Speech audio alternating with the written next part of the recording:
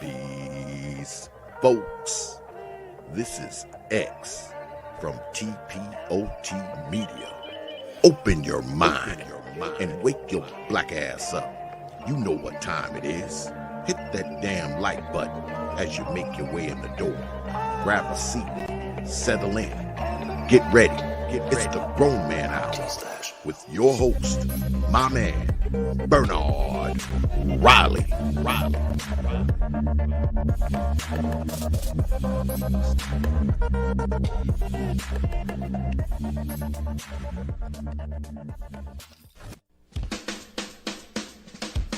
Hey, what's up, everybody? This is Mumia Obsidian Ali. You know who I am. I need no introduction, right? And you're listening to the Grown Man Hour with my man Bernard Riley, heard weekdays right here on YouTube. What do you think about that? How about that? Now let's get back on with the show. Thank you. What's up, good people? Thank y'all for coming on in on this Sunday. I haven't been doing Sundays lately, but I had to get it in real quick on this one while this one was kind of hot, fresh off the presses, if I said that right. Shout out to Aaron B, the Early Bird Squad. Those are making it bright and early. Aaron B says, got his popcorn ready. Then he says, why is everybody coming for Fresh and Fit that they collaborated with all of a sudden? Now, I didn't know that. And also, shout out to Game Changer. What's up? Good morning. Salute to you. Good morning, Bernard. Morning. Are you aware that people that they collab with are coming for them? I didn't notice that. This is the first time really seeing somebody do this. You know something? I watch Fresh and Fit like sporadically. I mean, out of their show that goes on for hours, I'll catch like 15 minutes. I kind of like watch the highlights of them, but no, I didn't know that. That their former backers and things like that were going after them. Yeah, I think people that came on their show, like the Mike Rashid guy, who I didn't hear of until they show. I think they had a little back and forth because he was kind of on some.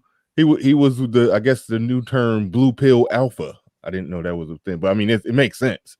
Well, is that somebody that's super married? No.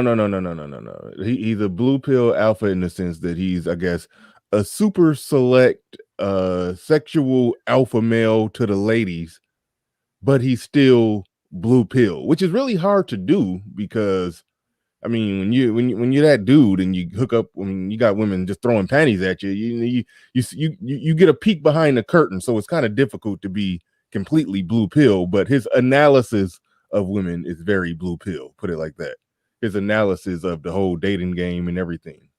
I mean, we're talking about a guy who says women don't have a unfair advantage in courts and domestic violence situations, who also went and hid in the bathroom from a woman who was attacking him because he didn't want to accidentally put a scratch on her while defending himself. So he hid in the bathroom from a 120-pound woman when he's like, bigger than Ray Lewis.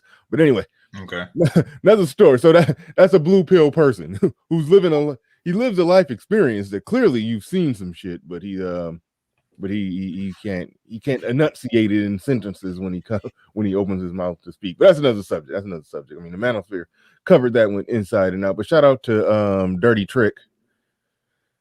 we kind of gonna be talking about tricking a little bit today. He says, because they ain't solid. Everybody allergic to real niggas all of a sudden. He says, why everybody hating? Shout out to Aaron B. He said that twice.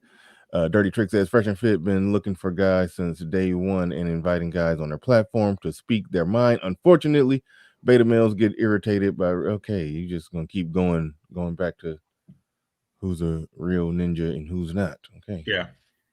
That's okay. I guess There's not many real ninjas out there. Remember those fake ninja frogs trying to be turtles? Like it was a shame. Yeah. Are you talking about Battletoads? Yeah, exactly. They weren't ninjas. Yeah. They weren't real ninjas. I think I used to like Battletoads. I mean, they didn't compare to the Ninja Turtles, but I think I did used to like Battletoads. Yeah, I did too. They was a good, hold you over when, the Ninja Turtles weren't there or the cartoon wasn't on or, you played with all your Ninja Turtle toys. I don't know if you're the age where you played with the toys.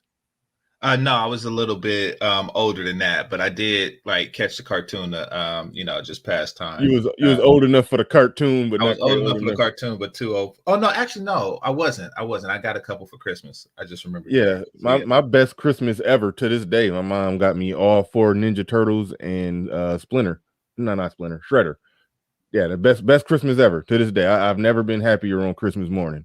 Really? I don't think I thought it was like a video game system. That was one of my best. I think the Super Nintendo when I got that. Mm-hmm. Yeah.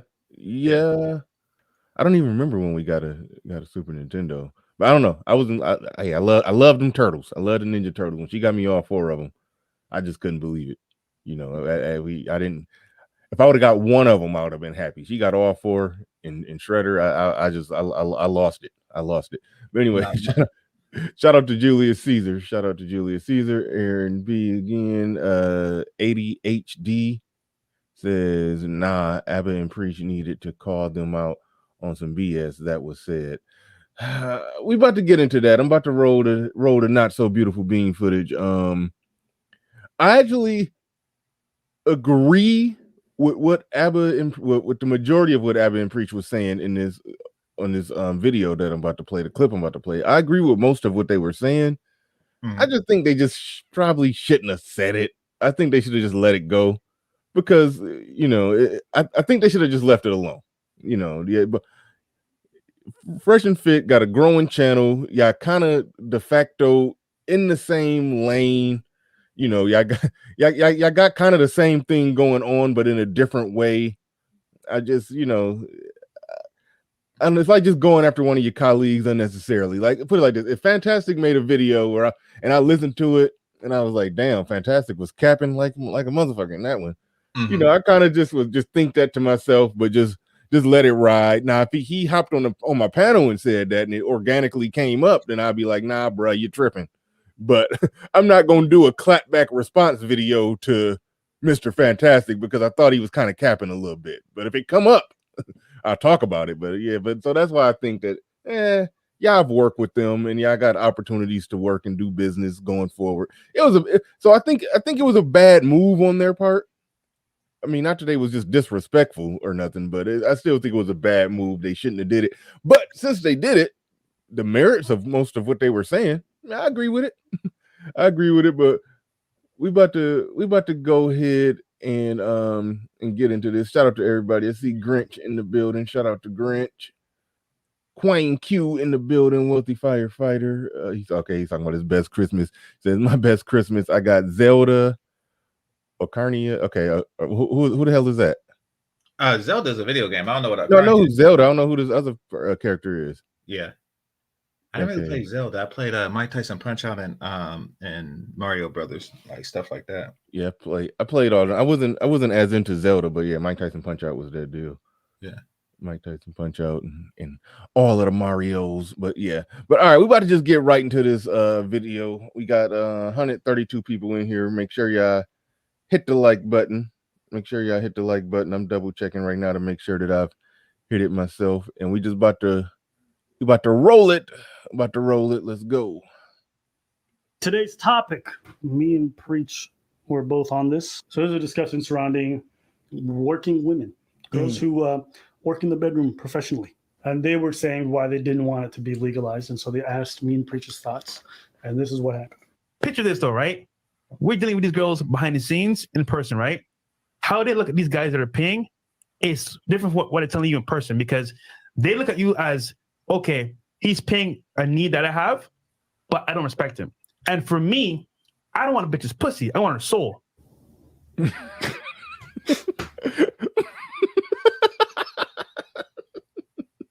What's your immediate reaction to that? Well, I agree to a certain extent, so yeah, I agree to a certain extent. There are some like intimacies that I want, and I was talking about that earlier when we was talking about prostitution, like the like kissing and stuff like that. I do want that you can't necessarily get from a working girl because she does so much, with her mouth. However, there is a thing to where I would like her soul, but since I can't have it, I'll just take her body temporarily. Like, I can understand that too. Like, like, I mean, if I don't know, I'm trying to think like who's my crush now, but like if she was walking down the street and be like, hey, can I have your soul? No. Can I have your body for $40? Yeah. I mean, what do you say to that? Okay. I mean, yeah, okay. I understand. You like the soul, but in absence of that, and you summed it up logically, and that logically does make sense. If you have a woman's soul, and the alpha male strategy was the first person who I heard describe it that way. Mm-hmm. That's when you just got the woman, she just wrapped around your finger, full compliance. You say come, she come running. She gonna drive through. I mean, I live in Michigan, so you probably can't personally relate to this, but she drive through 2 feet of snow in a blizzard, a 1 hour drive to come see you. That's when you got a woman's soul. It was something about when Fresh Prince was saying that I don't believe you. You need more people. I wouldn't buy it when he said it. Well, you're breathing in something in the background. I don't look like you sound like you're playing with your mic, but no, it was something about when he said it to where it just it just didn't hit. When Alpha Male Strategy said it just hit a certain way where I understood what he was saying. So I think that was more so my biggest problem with that. Now, keep in mind, I like Fresh and Fit podcast. Actually, recently, as a month ago, I started, really watching their stuff. Because I used to be kind of critical of it, when it was, early on, because I would only watch like the very beginning of the show. And I said this before, where they would, have a bunch of bimbos in there and they'll ask, well, what type of men are you into? What qualities do you look for in a man? And I was like, this shit is just kind of corny. But when you actually watch the show, watch it play out, Myron is surgical at breaking down the nonsense that women say. Like, I give Myron full props. He is good at what he do. Now, like Fresh Prince. Which one is Myron?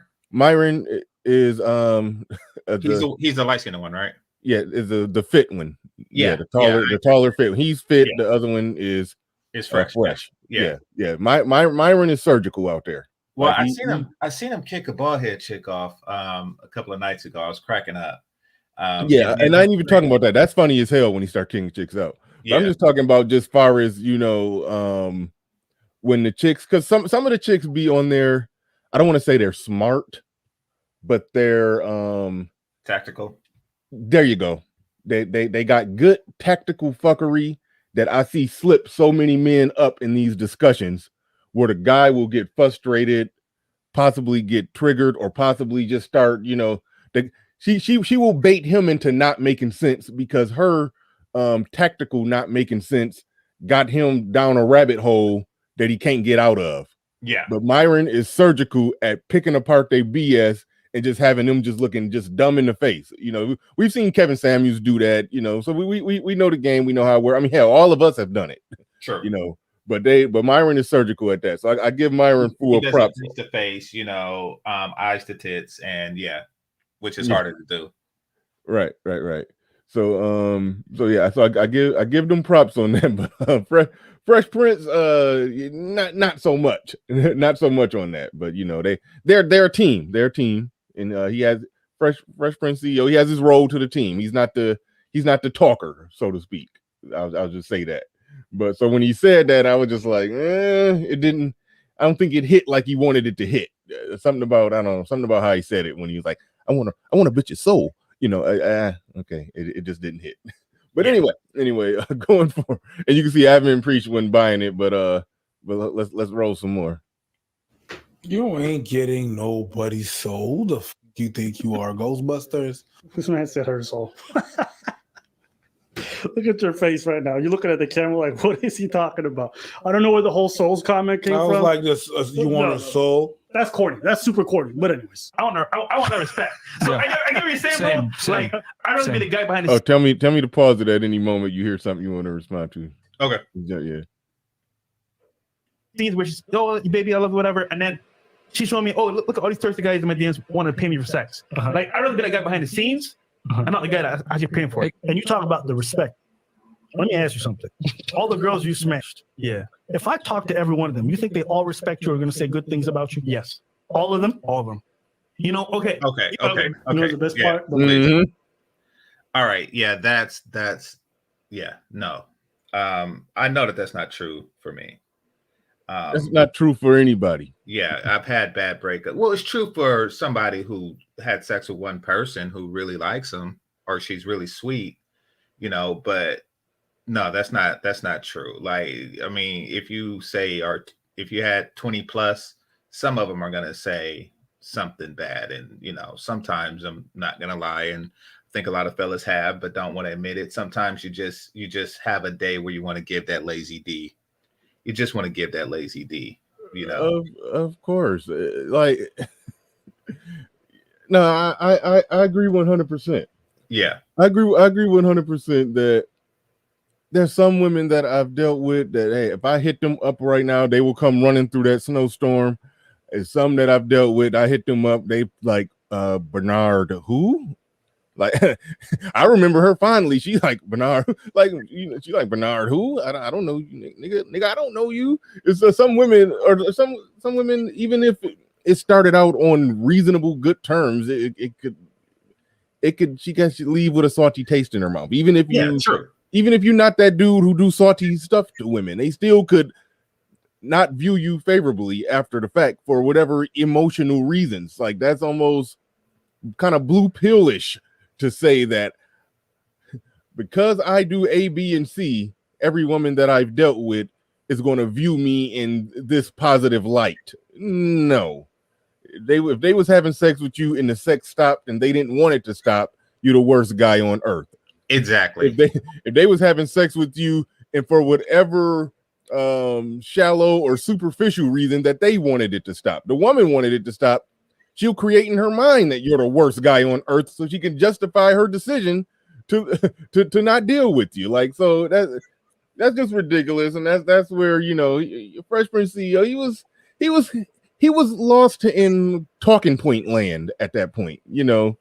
He was entrenched. Yeah, he's like, okay, I said this and I gotta back it up. But yeah, the truth of the matter is, first of all, as I understand it, I'm not AMS in the sense that I'm out for a woman's soul. And it's because of that. It's because I know that, well, all of the relationships except for the one that I'm in, I have, you know, there was a breakup, which means that I want to break up with a bunch of souls in my jar. So, you know, I'm skittish about even going for, I'm skittish about even going for the soul. So for him to say that, I mean, like, wow, you just like capture a bunch of souls out there. I mean, it really means that you never stop sleeping with the women you've ever slept with. That's like the only way I can see that working. Yeah, that's a problem too. To be like, no, I don't want her body, I want her soul. Yeah, okay, every woman. Yeah, every woman that you deal with. Like, there's some women that I've had sex with that, keep in mind, I only wanted sex. No, I don't want your soul. I don't want that responsibility. I don't want your soul. Exactly. I don't want your soul in a jar on my nightstand or hovering around me. I don't know. I want you and your soul out of my life when this arrangement is over. Like, so And that's what they I disagree with AMS on too. I always say that like, wow, that's just taking it too far, But he does say that he got a sleazeball game. I'm just not like that level sleazeball to where, I want more than I can physically appreciate for whatever reason. yeah. Now I get the aspect of, there are certain things that I want her to do physically that having her soul will allow me access to that. But, that's beyond that. It's not really. Yeah. It's not And keep in mind, even though I don't particularly use the language take her soul, but by the definition, my woman, it would qualify as that, as I have taken her soul, so to speak. But she's my woman. We've been in a relationship for multiple years at this point. So that's a different thing. It's good that she will, as I say, drive through that blizzard and 2 feet of snow to get to me. That's a good thing. That's a good thing in that situation. You want to be looking at every woman you have sex with as you have to do that much. No, sometimes some women you just need to have sex with. And that gets to the crux of the problem with this conversation. And I'll just go ahead and say this early on as we get into this, that Fresh and Fit podcast, particularly Myron, normally extremely logical. Most men who come armed with red pill and manosphere talking points, most of us are really logical. But see, here's the thing. They're dating coaches. They sell game for a living, so to speak. So when you have a vested interest or a self-serving interest on a particular topic, the logic will temporarily drop in those situations. And what I mean by that is, if prostitution became legal and every guy just was like, hey, I can just go and buy some vag. All the game and tactics and everything that they teach men that they're breaking down, it becomes useless if guys can just reach into their wallet and pay $40 for some vag.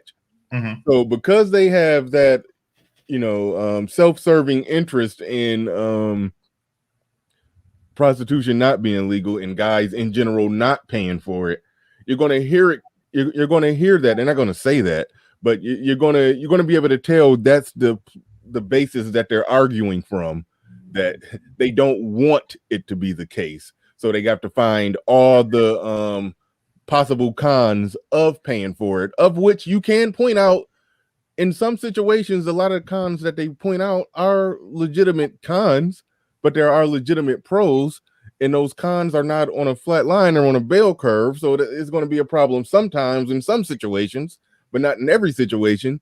But they're going to just stay right there on that logic because, well, it'd be hard up to find a dating coach who supports tricking. It's just not going to happen. Sure. Because if all their customers start tricking, then they lose their customers.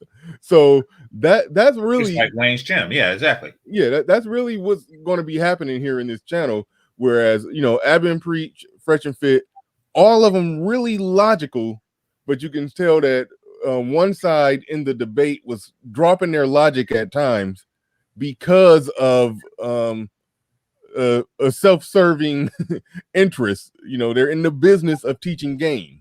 So that's the crux of why there was some disagreement that they had here. But like I said, both of these channels, all 4 of the guys involved here, like them a lot, like both of these channels. But we're breaking down and analyzing, what happened here. Shout out to Leo Anthony in the building. Says ninjas want to Shang Tsung Bish since when? LOL. What do you mean by Shang Tsung? So Shang Tsung is a character from video game Mortal Kombat. Okay. He's the one that after he defeats you, he takes your soul. I don't know how I forgot about that. I used to play Mortal Kombat. Yeah, he was like the lead villain of part 1. Ah, gotcha. The man I am in the building, he says that was corny as hell. I think he's referring to the take the soul comment. I mean, AMS does it right when he says, take the soul. Like I get what he's saying, but once again, I'm not that type of sleazeball. I mean, You know, I'm somewhere between mode 1 and soul taken. Like, I don't know what you mean by somewhere. Shout out to ARC yesterday. I mean, I gotta give props to ARC. That was a impromptu one-on-one discussion me and ARC had. He was just in the chat. I dropped a link and it just turned into a one-on-one. I was supposed to be getting into the article of the incel guy who shot up some stuff, well, some people in the UK. And I've seen the thumbnail. I didn't get a chance to watch. Yeah, I was supposed to be getting into that, breaking that down, but it turned into a one-on-one with me and ARC. So definitely shout out to him. Definitely shout out to ARC for that. And shout out to the man I am. Appreciate the $5 super chat. And shout out to damn it. Hold on. Okay, here we go. Shout out to Go Chica Fitness. He says this is the exact reason game dudes don't like travel bros. Travel bros don't care about what game dudes do. Yeah, that's been sort of a rift in this space where the guys who teach game or are just advocates for game will criticize the travel guys because they're I guess to still man well, I'll explain it like this. They ultimately figuring out a workaround. They perhaps, let's just go ahead and just say it the way that people would describe it, the way game dudes would describe it. They don't have the game to succeed in this modern American dating market with these modern women. So they're figuring out a workaround to go and get access to women that they couldn't get access to over here. They could, and to that I say, so goddamn what? You know, exactly. Even if I accept the premise that they game weak, yes, some people got weak game. Could they improve it? Perhaps, yeah, they could probably work on it. Okay, but some people's gonna have weak game and some people gonna have strong game. You know, shout out to Lucario who breaks down everybody has game, but some people game is weak. Okay, some people got weak game. Should they try to improve it? Yeah, but if they could buy a plane ticket and go overseas and have some fun overseas and deal with some mamacitas that barely speak English, and that's what hey, live your life. I mean, it shouldn't be a war, you know. I don't see why it should be a battle about that. But shout out to Go Chica Fitness in the building. Appreciate the super chat. So he's new here. He hasn't really seen the back and forth between game dudes and people that travel and stuff like that. Yeah. I would imagine that. But shout out to everybody in the building. We almost got 300 people in here. Make sure we only got 95 on the likes. I mean, we probably got some new people in this joint. Make sure you hit the subscribe button, hit the like button, and all right, let's get back into it. And I hate that I'm going to keep putting this qualifier out there. I love both of these channels. I greatly enjoy Myron, the way he surgically breaks down the effery that all them women try to smuggle under the table when they having those discussions. Abby and Preach are 97% of the time on point and very logical. So I'm a fan of both of these channels. It's no hate here. No hate here. Even though Abby and Preach might be kind of hating, but but we're about to get into that. Let's go. Okay. Live stream chat during that period, they were going crazy. I know. Yeah. Oh yeah, that was funny as hell too. That the damn chat room, I think on the stuff that Fresh Prince CEO was saying, they was like, yeah, even the chat room said you capping. That's happened multiple times where I've seen the chat room kind of turn on them, not attack them, but just be like, nah, bruh, you ain't got it right now. Well, I think where that breaks down the soul comment is that you have to sleep with a woman before you actually get her soul. So, but somewhere, even if that's your end goal, you don't always achieve that goal. There are women that you slept with that you didn't actually get to the soul goal. You didn't always win the game. So even if that's the case, there have been some, pump and dumps along the way, for you accessing their soul. Like there's been bumps in the road. Don't say that you could call every chick that I've had in the past and, I just keep a piece of their soul in my wallet. Like, come on now. Yeah. I like to keep the souls in a jar on the nightstand. Yeah. That's the best place to keep them. But anyway, all right. They were just going, Cap, that's a lie. I'm sorry, okay? I don't care who it is. I don't care what. If you're out there and you've been with enough people, eventually you're going to have people who are talking shit about you behind your back. Oh, his date was, even if it's not true, it doesn't matter. You think all your exes are saying wonderful things about you? You think everybody you went on a date with is saying wonderful things about you? No. Bruh, you guys run a podcast where you're talking about ladies all the time, controversial opinions. There's no way the women that you've been with, all of them have positive opinions about you. Impossible. It's impossible. It's impossible. And this whole idea that having game makes you a better man, that's also not true. In some instances, it does great things for you, helps you develop confidence and some good things, fantastic. But it also turns a lot of people into shitty people. It does. That's why there's a lot of shitty ass people, pickup artists who are terrible human beings. This whole idea of living your best life. No, listen, gluttony, whether it's money or sex, it's not a good thing for a person. All right. Okay, so the whole premise of game, and this is one aspect of it that I don't like. And he's right. You can, especially if someone has a social anxiety or something like that, it can help with that. It can help build confidence. But the premise, especially when people try to sell it, is that they try to destroy the confidence and then sell, building it back up. You know, they start off with the whole, you know, oh, I do this, you know, with no actual proof, but they present themselves as having something that you want, having a certain charisma, having a certain swag, having a certain demeanor that just attracts women like Fonzarelli. They just snap their fingers and they come. And if you don't have that, something is wrong with you. However, I can help you get to where I am. You know, that is the whole thing. So they're out attempting to tear people down, only to later build them up. Yeah, I definitely understand what you're saying. Well, no, I'm with you for the most part on what you said there. Well, put it like this. Put it like this. Say a person were to watch this skit, right?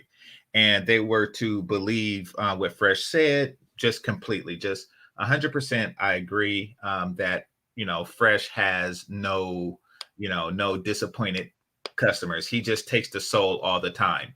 And then a person looks at himself and say, oh, dang, I haven't taken any souls yet. I want souls.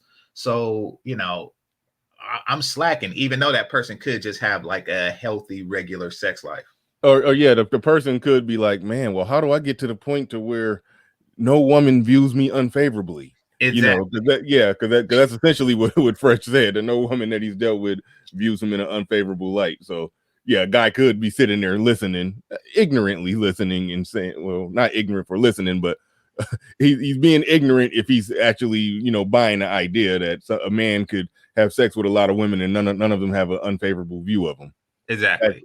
So that's where sometimes people who sell game can get to the point to where they're potentially trying to sell like some magic beans or some alpha dust that they could spray on you. That's, like you said, is going to make women just flock to you like the Fonzarelli. So that's the part where I definitely understand what you're saying. Abba did a good job of breaking down that, yeah, game does matter. It matters. Being able to knowing how to talk to women matters, and how it can increase your confidence. How you can take it to, you know, other areas. You know, if you work on, you know, approaching women and talking to women, and you get to the point to where you don't have no nerves about it anymore, then okay, at your job, you probably take that same lack of nerves and speak up more in the meetings, or especially if you got a sales job where you got to sell something to somebody. True. So there's so many areas where the game, as it pertains to women, translates to other areas of life, and the game that you need in other areas of life translates to your interactions with women. So I think everybody understands that, and Abba did a good job of breaking down the upsides to it, and he also did a really good job of breaking down, you know, there's the negative. It doesn't automatically make you mean that you're a better man or you're a better person, because some people with game can be complete total pieces of crap and using game for bad reasons, you know. So I like the way that Abba broke it down. He normally does. Okay, let me make this very clear. I don't know which one is Abba and which one is Preach. So for the sake of this show, the tall, browner skinned one is Abba, and Preach is the shorter, darker skinned one. That's so that's for the sake of this show. Just gave them name. It's like figure it out later. Yeah. Lion King don't know which one is Timon, which one is Pumbaa. Oh, Abba and Pumbaa. Oh, somebody said okay. Wait, hold on. She said Abba and Pumbaa. I said that without even reading that. Marcus A. Brown in the building. He says pro options for men is key. Passport haters and game haters alike are distracted, but it makes for entertainment in this space. So folks are gonna cap. Shout out to you. Appreciate the $5 super chat. I don't know if we're distracted or if more we are entertaining. Like, you know, it does make for entertainment, and we're the ones providing that entertainment. So that's Yeah, I don't know what he meant by distracted. I just kept it moving. Well, I mean, because I don't think about it like when I'm not entertaining about it. Like I don't go home and say, or I am home, but I don't just say on the day to day, like, damn, game dudes, like, you know, and I'm driving and I get into an accident. Yeah. All right, Marcus A. Brown. Shout out to you. Thank you for the $5.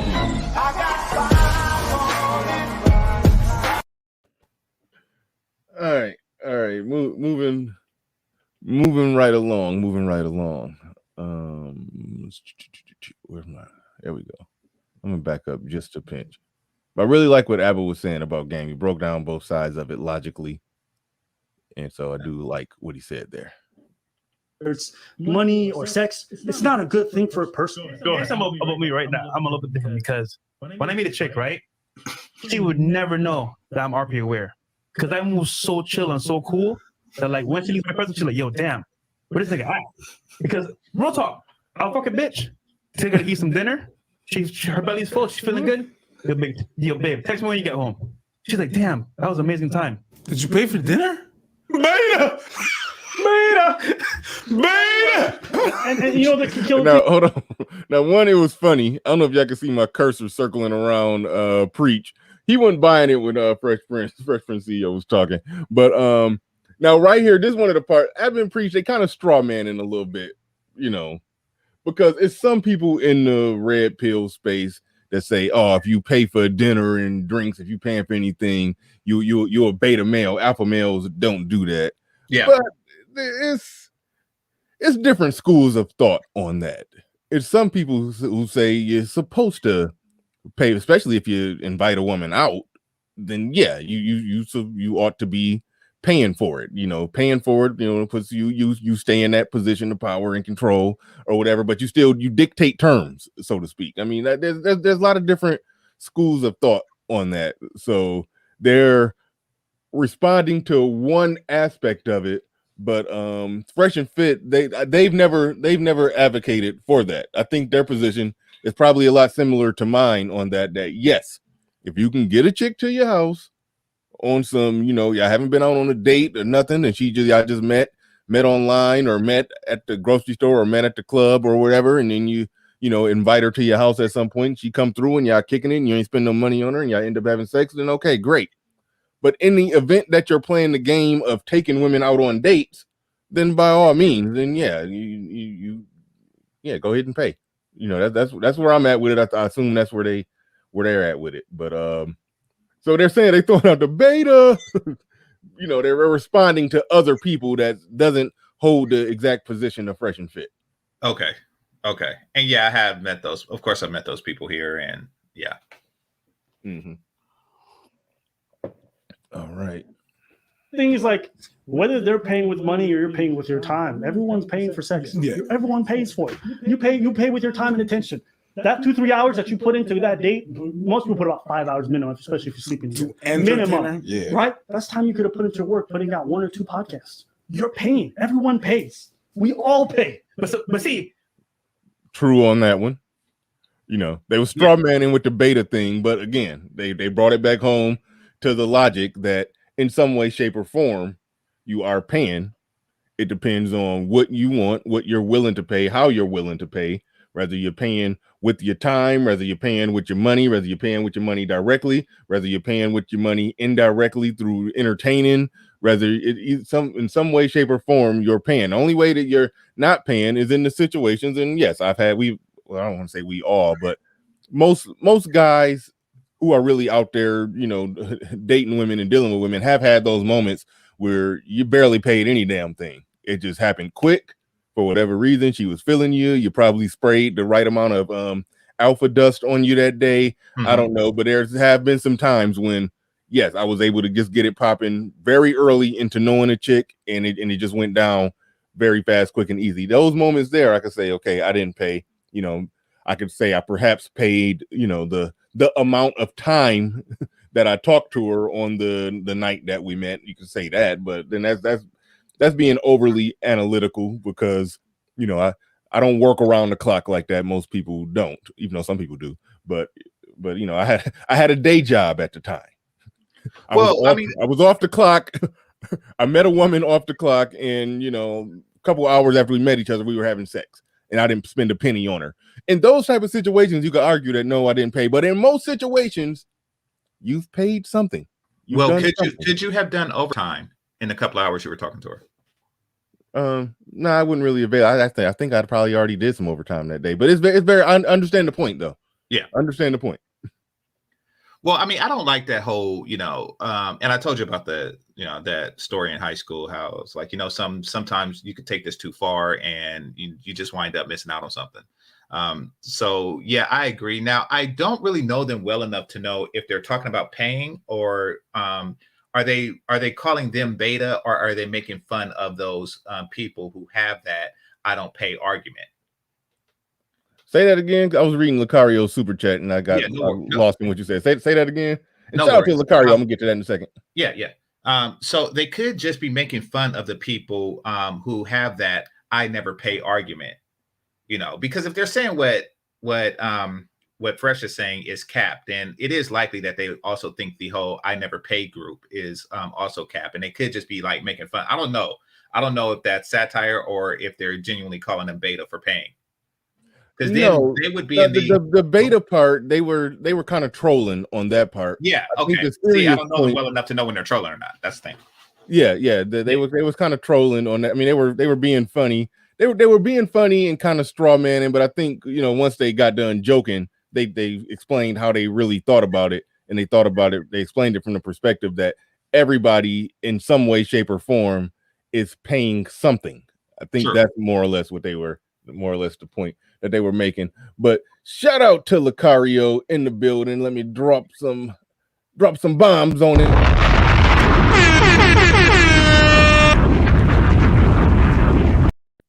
And I've always said Lucario is pretty much my favorite of all the dating coaches, all the game dudes, as they get called nowadays. Lucario has been pretty much my favorite. Other than ARC.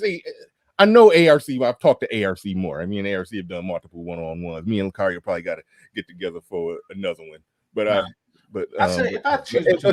Lucario is that dude to me, and we probably got some disagreement on this one. But he says only tricks say you're paying with time to justify using money to get sex.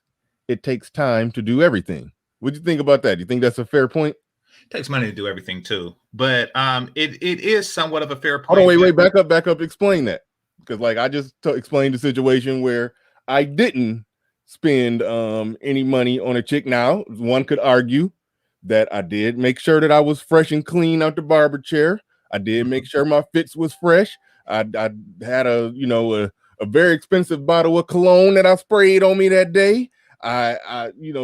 One could argue that everything I did in my presentation, ultimately I had to go to work to earn the money, to pay for everything, to present right, to look good for this woman, to have sex with her 2 hours after meeting her without paying her, versus somebody show up in a dingy t-shirt and just use that $200 or so directly and just give it to her. Okay, let's have sex.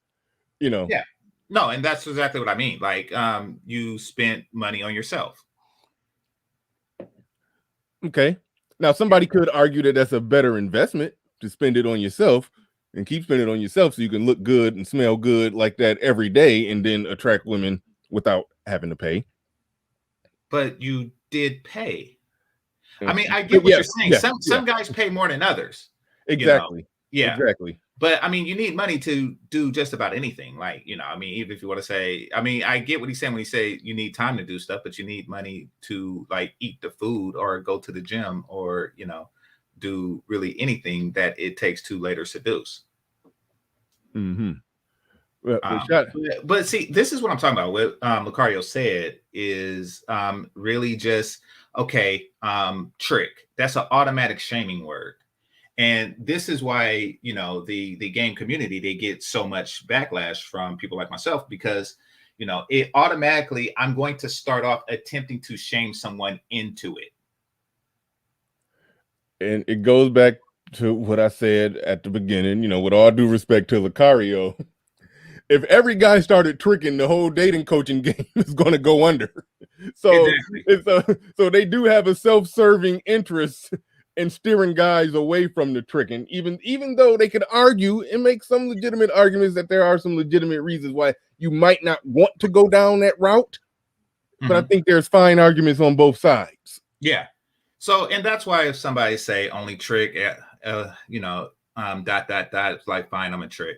It's obviously used to try to shame them into like, okay, tricking is a bad thing and you need game and I can give you game at this price. It's an argument all this time. I only actually hear it here, but yeah. Right. Shout out to Savings Minus Debt. Had an excellent one-on-one with him the other day. He says most don't count time because the majority of people don't own the time in their lives. Some good words of wisdom right there from LJ, Saving Minus Debts. Okay, Go Chica Fitness back in the building. He says, I won't deny that having game is a skill. It absolutely is. Absolutely is. But in my opinion, game dudes are like band players on the Titanic. I disagree with that. Now, hold on. Called out game dudes for making self-serving arguments.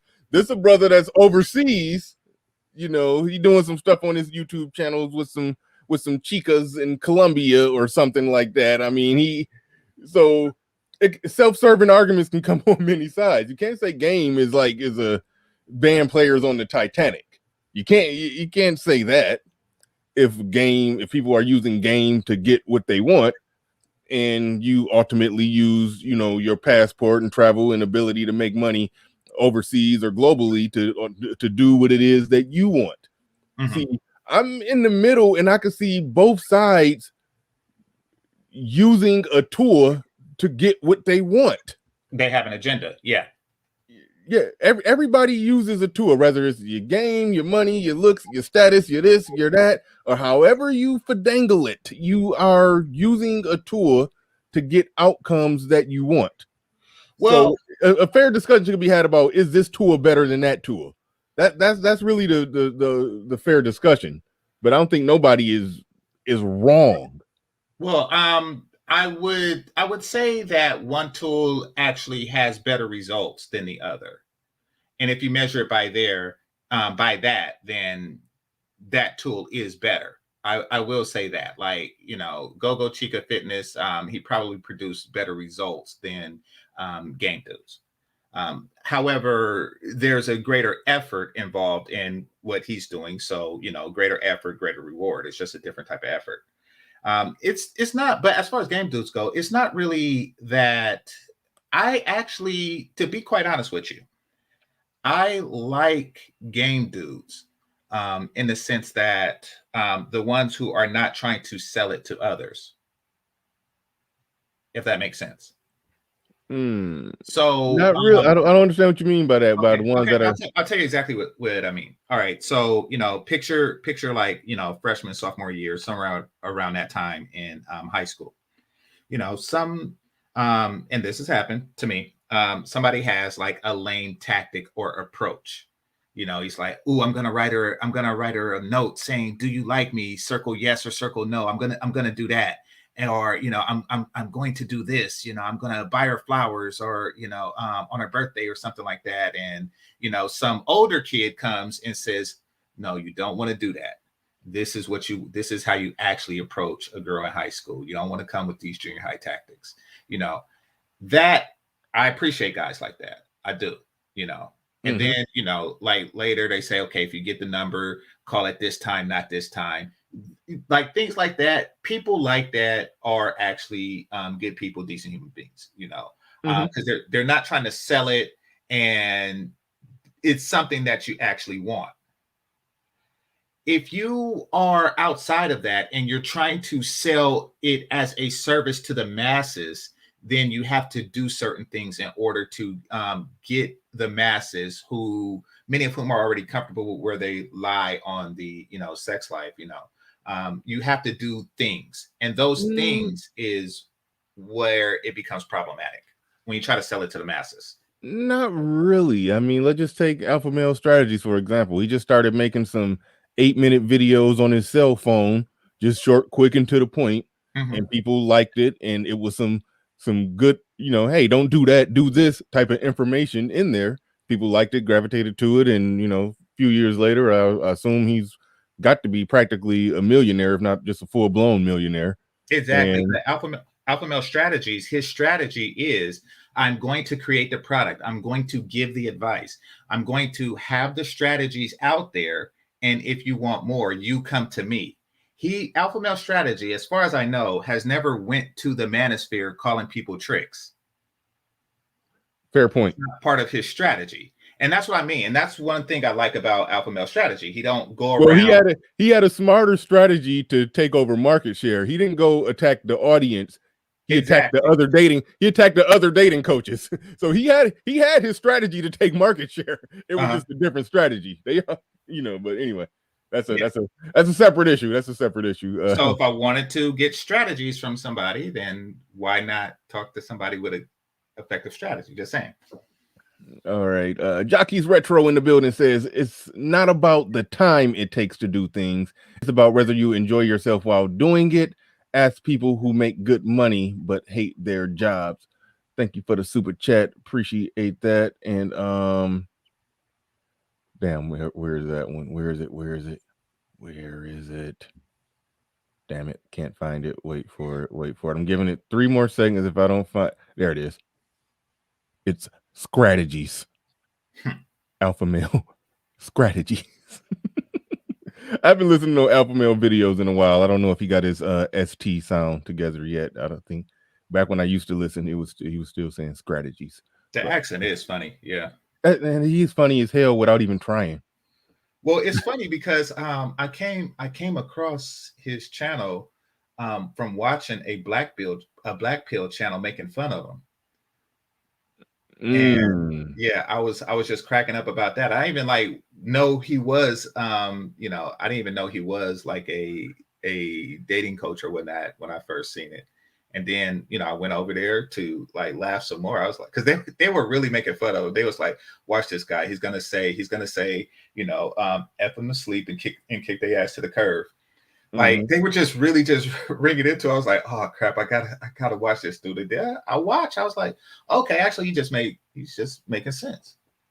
No, he does make sense. It took me a while with him too, because you know, people who talk the way that he talked, just for whatever reason, sometimes I tune out.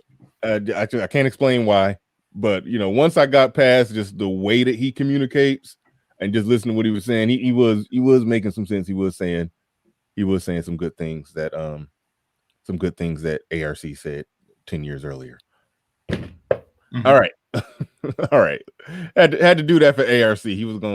I was gonna see his shadow on the wall if I didn't acknowledge that. I ain't want, you know. Anyway, all right. All right, back to the video. That experience with me was priceless. So she took the moment, bro. Preach. You're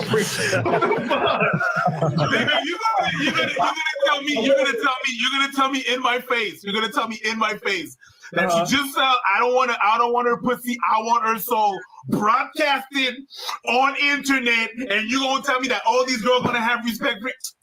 You know, some of them watch this. You left, nigga. You left. Because I didn't see the original video. I don't know if he got up and left. I don't remember it being that contentious. The only parts of it I saw, they were just having a good time. But anyway, let's see what their reaction to that. But They make a fair point. You're gonna tell me every woman has a good, favorable experience? Like, no, come on. We just know that that's not true, and that goes back to, like I said, that sometimes they be selling, magic beans and alpha dust. It's like, no, every woman does not have a good time with you. Every woman doesn't speak favorably of you. There are some women who, on whatever their erratic emotional nonsense is, for whatever reason, they'll find a reason after y'all are done. Especially if they didn't want it to be done, they will find a reason to say you're the scum of the earth. So anyway, keep it. Let's just get their response real quick. Well, listen, there's a lot of reasons. What else you want me to do? I got an email from this company called Unison, and they were like, "Yo, check out this MIDI chord pack." I said, "Nah." The motherfucker was saying nonsense. No, because me, I'm special. I move so smooth. Yo, believe what you're saying. But go talk to all these ladies. Some of them will not return your messages. Some of them will not want to talk to you. Some of them blocked you.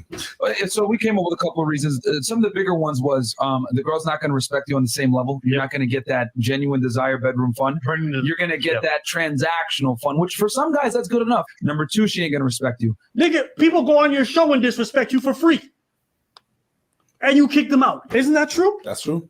So it's like this whole idea you're going to get respect from these ladies if you don't. That's not true at all. That's not how it works. That's not true at all. But anyways.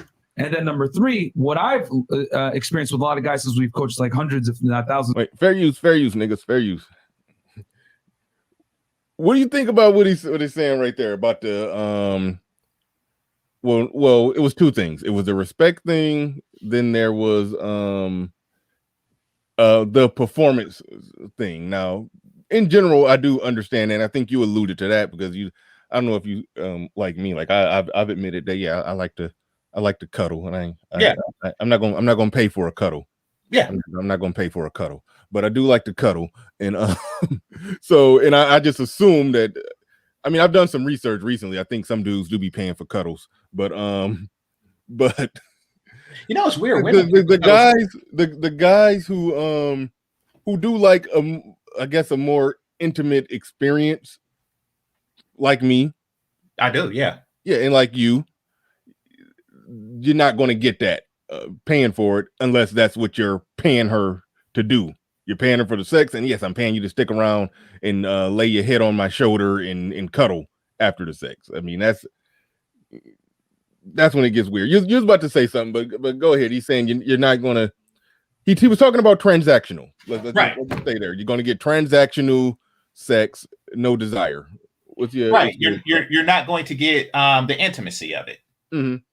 And that's what that. One of the things that that people I'm sure grapple with. That's one of the things that if it wasn't for that particular aspect, then I think everybody who lives in a place where it's legal would just pay if they could afford it. Mm-hmm. But there is a there that does have some value to it. Well, what do you think about just the overall performance quality of the sex? So this is where I got some disagreement. And keep in mind, I'm not in the tricking game. Mm-hmm. But I do tend to believe that, yes, if a woman is, if you're paying a woman, you can pay her for a good performance, so to speak. I often wondered how that would work. I would assume that it's actually better as far as if you don't want any intimacy. I would assume that the sex is probably better. Provided that you're in a situation where she wants your repeat business. And this just comes from like when you think of every professional, like say if you're a professional dishwasher, for example, I would assume that you wash more dishes per hour at your job than at your home. Mm-hmm. I'm just kind of working off that, Or if you are, if I wash dishes for 10 minutes at my house, I'm exhausted and I'm a little pissed off about it. But I worked at Ponderosa in high school as a dishwasher, and I could wash dishes for the entire damn city on Sunday, getting paid a little bit over minimum wage to do it, and was fine with it because I'm being paid to do it.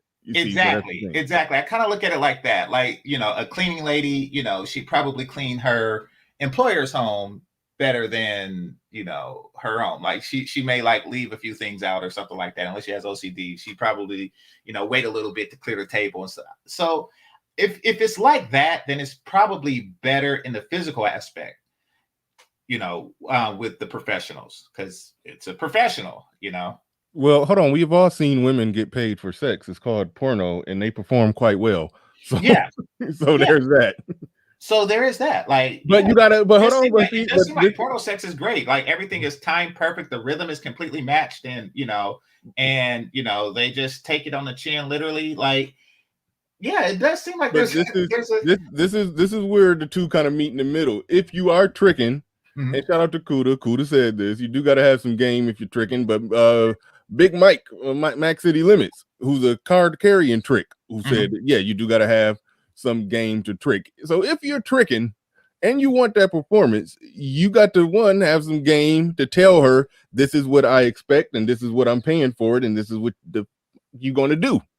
You know, you gotta. So in that sense, that yeah, you can get the performance that you want, that you're paying for. You know, and once you get past the point of, you know, if it takes something out of it, if you had to pay for it, you know, that's a possibility. That's a possibility. You know, your ego isn't as stroked because some chick not just doing it because you think you're awesome, but instead you're paying her to do it. But what you want done is getting done. So that's the aspect of it as well. Yeah. You have something else you want to say before I roll it? No. All right, cool. The men at this point is a lot of guys that do this all the time and pay for it. What happens is they start to have a very negative feeling towards women. They have a deep resentment towards them because they kind of see the dark side of female nature with that, where they can no longer look at women with the same objective lens. They start to resent them and hate them because they're like, I have to pay this girl my hard-earned money to get any type of attention from her, and they don't really experience the benefits that come from dealing with women, and it gets. All right, do they really? Yeah, hold on. Well, also, don't come in. Listen, damn it. Well, hell, I just deleted a super chat. Like, don't come in here calling people grifters or whatever the hell. Like, I ain't with that shit.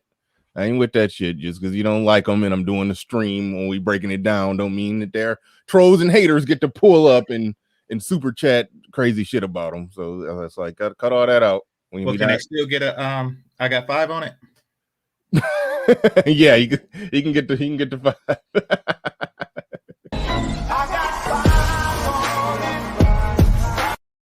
Yeah. This we not doing that here. We're not doing that here though. But so you was about to say something. I cut you off. What were they talking about? Not grifters, but hold on, wait. Let's back it up. Let's back it up a second. Okay. Towards them because they kind of see the dark side of female nature with that, where they can no longer. Yeah, go for it. Objective lens. They start to resent them and hate them because they're like, I have to pay this girl my hard-earned money to get any type of attention from her, and they don't really experience the benefits that come from dealing with women, and it gets them very jaded. Okay, can you stop right there? Yeah. But they are experiencing the benefits of being with a woman if they're paying for sex. So yeah. Like, do they really? Well, the logic breaks down because they teach, you know, plate spinning and dealing with multiple women and taking the souls and basically just they're essentially talking about pumping and dumping. And if you're efficiently doing that, then you're also seeing a dark side of women that will make you not look at women in a favorable way, that will make you not want to ultimately, you know, so you're seeing the dark side either way.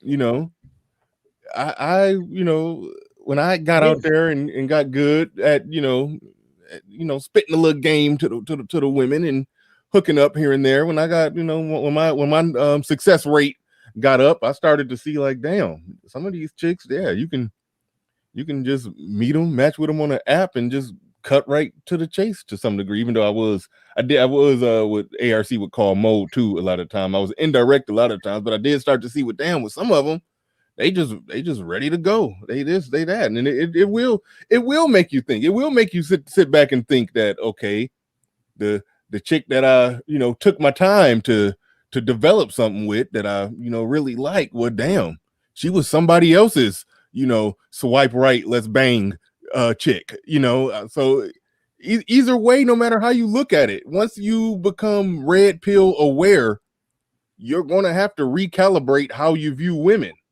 There's no way around that. Whether you just smashing, whether you just tricking, whether you just wherever you're at in the game, you're going to end up recalibrating how you look at and how you view women. But this goes back to what I said in the beginning. It's a self-serving interest that that Fresh and Fit have, just from the perspective that selling game is part of what they do. So they got to call out all the cons of buying it, because if dudes just start buying it in mass, then they could lose customer base. Right. All the stuff that they teach, all the game that they kick on their channel becomes useless if dudes start buying it in mass. So I understand why they want to steer guys away from that. But no, I get it too. I'm just saying, like, the hate factor. Like, do they really hate women as a result of that? Like, because when you look at like the people, like you did a video on incels yesterday, like, I mean, were they purchasers? Because it seems like you would just have like a different view on them, but not necessarily a hateful one. Like, they are somebody who sells a service that you purchase. You don't really hate, the person that fixed your car or something like that, or they're people that sell a service. Where does the hate come in from? And I use that because people accuse the red pill community of hating women or hating black women if you're in the black manosphere. So it does seem like a just out of nowhere shame tactic for those who pay. Yeah. Well, just like you said, and it is self-serving. Yeah. Mm-hmm. Absolutely. Hold on real quick. All right. I'm gonna back up a little bit. Oh, he mentioned respect. The respect thing. Wait, hold on.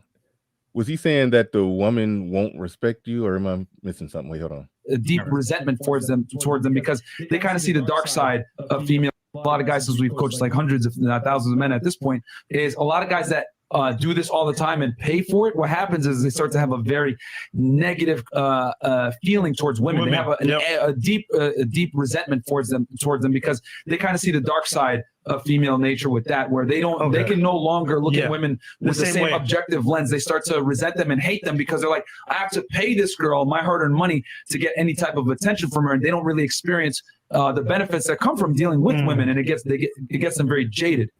Okay, all right. So he said a lot. Yeah, it must have been earlier where they had mentioned respect. I wanted to say something about that, but we passed that part, so we'll just. They probably were talking about respect when they were talking about, intimacy and respect, and maybe they just threw that in there as part of the intimacy. Yeah, I think they're saying if you're paying for it, she's not going to respect you, but yeah, you're paying her for sex, not respect, and some people may not care about their respect, but I don't know. We'll see. Mm-hmm. Let's just roll it. What are your thoughts on the first 3 points? No, guys are going to feel a lot of resentment. Actually, most of the clients that these women have don't resent them. They know that it's on a regular, like it's on a transactional basis, and that's why they're there. Most clients that go see them girls know that, and that's it. Yes, there's going to be a couple of weirdos, but it's just like any customer service kind of job. You're going to see weirdos anywhere. And there's going to be people that don't respect you because you do customer service. You think you work at the McDonald's, all your clients are going to be pristine? Work the midnight shift and tell me about that. The people going to go there, they don't like you, they don't respect you, and for what? Minimum wage. That nigga sound like he worked a graveyard shift at McDonald's half his life. I didn't know that McDonald's was open that late. So yeah, that sounds very damn personal. Like, well, yeah. I mean, you have to be a special type of person to just go into McDonald's at 12:01, pissed off, at something like that. Like, you do. When I worked at Taco Bell in high school, well, on school nights I didn't work that late. Mm-hmm. But on Saturdays, I worked on a Saturday, and the Taco Bell, I think it stayed open to like 2:00 or 4:00 or something like that, because they was catching the after the club people that I don't know why people like to get drunk and then eat Taco Bell and then throw it up and or make it come out the back. Either way, it's just horrible. Don't drink and eat Taco Bell. That's just nasty. But a lot of people like to do it. So I did see a taste of that. Those drunk people that come after midnight or after 1, or you don't want to do that. But shit. See, now I'm missing point. I gotta stop reading the chat. I'm doing what I tell people not to do. I'm sitting here reading the chat, and I'm missing. You're talking about bad customer service. You said that this guy seems like he had a real bad experience working at McDonald's. Well, yeah. When they're talking about do people who pay for it get bad customer service? That's going to vary. It depends on who the guy is that's buying it, and more importantly, who the chick is. Who's the chick that you're buying it from? There's some chick that you may buy it from. They may appreciate doing business with you. And like you said, they may want a repeat customer. And if this guy, pays well and she come and does the job well, she'll rather work with him.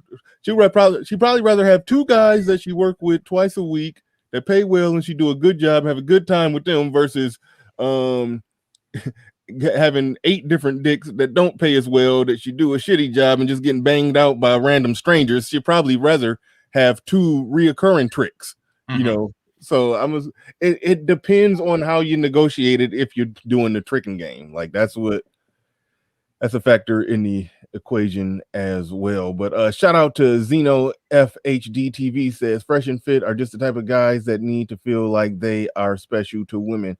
Not every guy needs to be told he's the best she ever had. I don't think that's what they are. I think they call it pretty straight. They shoot it pretty straight and they get it right the majority of the time. I think on this one, like I said before, it's a self-serving argument because they teach game. So they're only going to see one side of this. And I think it is multiple sides of it. And I think Abba and Preach are doing a good job in the middle, seeing both sides of it. I think that's ultimately what happened here. But I don't think that there's guys who think they're special or something like that or whatever. I don't think that. Now, I will say that I didn't know that they taught game. I thought that they were bringing the red pill message to women, who aren't really familiar with either space. They're not on either side of the YouTube, battle. They're just living their best life. I thought that they were bringing the red pill message to them. I didn't know that they taught game to men because I only see them really primarily interact with women. Well, yeah, the women are props on their show, but the audience is male. Gotcha. And so even in the conversations with women, they're still teaching game to some degree. They do a morning or a midday show where they basically are just talking. They either interview a guy or they're just the 2 of them talking, in which they're teaching game. I think they had courses that they sold where they were teaching game. And even when they're talking to women, using women as props to entertain, talk to, and teach their audience, they're ultimately teaching game. They do consultations in the whole works, if I'm not mistaken. So they're in that business. They're essentially dating coaches. I mean, they call it a dating podcast. So they're dating coaches. It's no way around that. Yeah. But no, they don't have a female audience. Some women do be sprinkled around, and they're just like women are sprinkled around over here. But most of their audience is male. Just at a glance, looking at the chat, it's probably 95. I would say 95% male. But the women are the props, put it like that. Well, I know that they're that their audience is male, but I thought that the men were watching because they like to see women get red pilled, not really that they were looking for how to procure women. Well, yeah, it's a little bit of both, but they do both of those things. But it's make no mistakes. The thing that catapulted them to blowing up to where they're fast tracking towards maybe 1 million subs by the end of this year was bringing those women on and having red pill conversations with unsuspecting bimbos. That's what got them. That's what catapulted them. So that is the main thing of their show. But prior to that aspect of it blowing up, it was more focused on them ultimately, teaching game. But shout out to Lucario once again.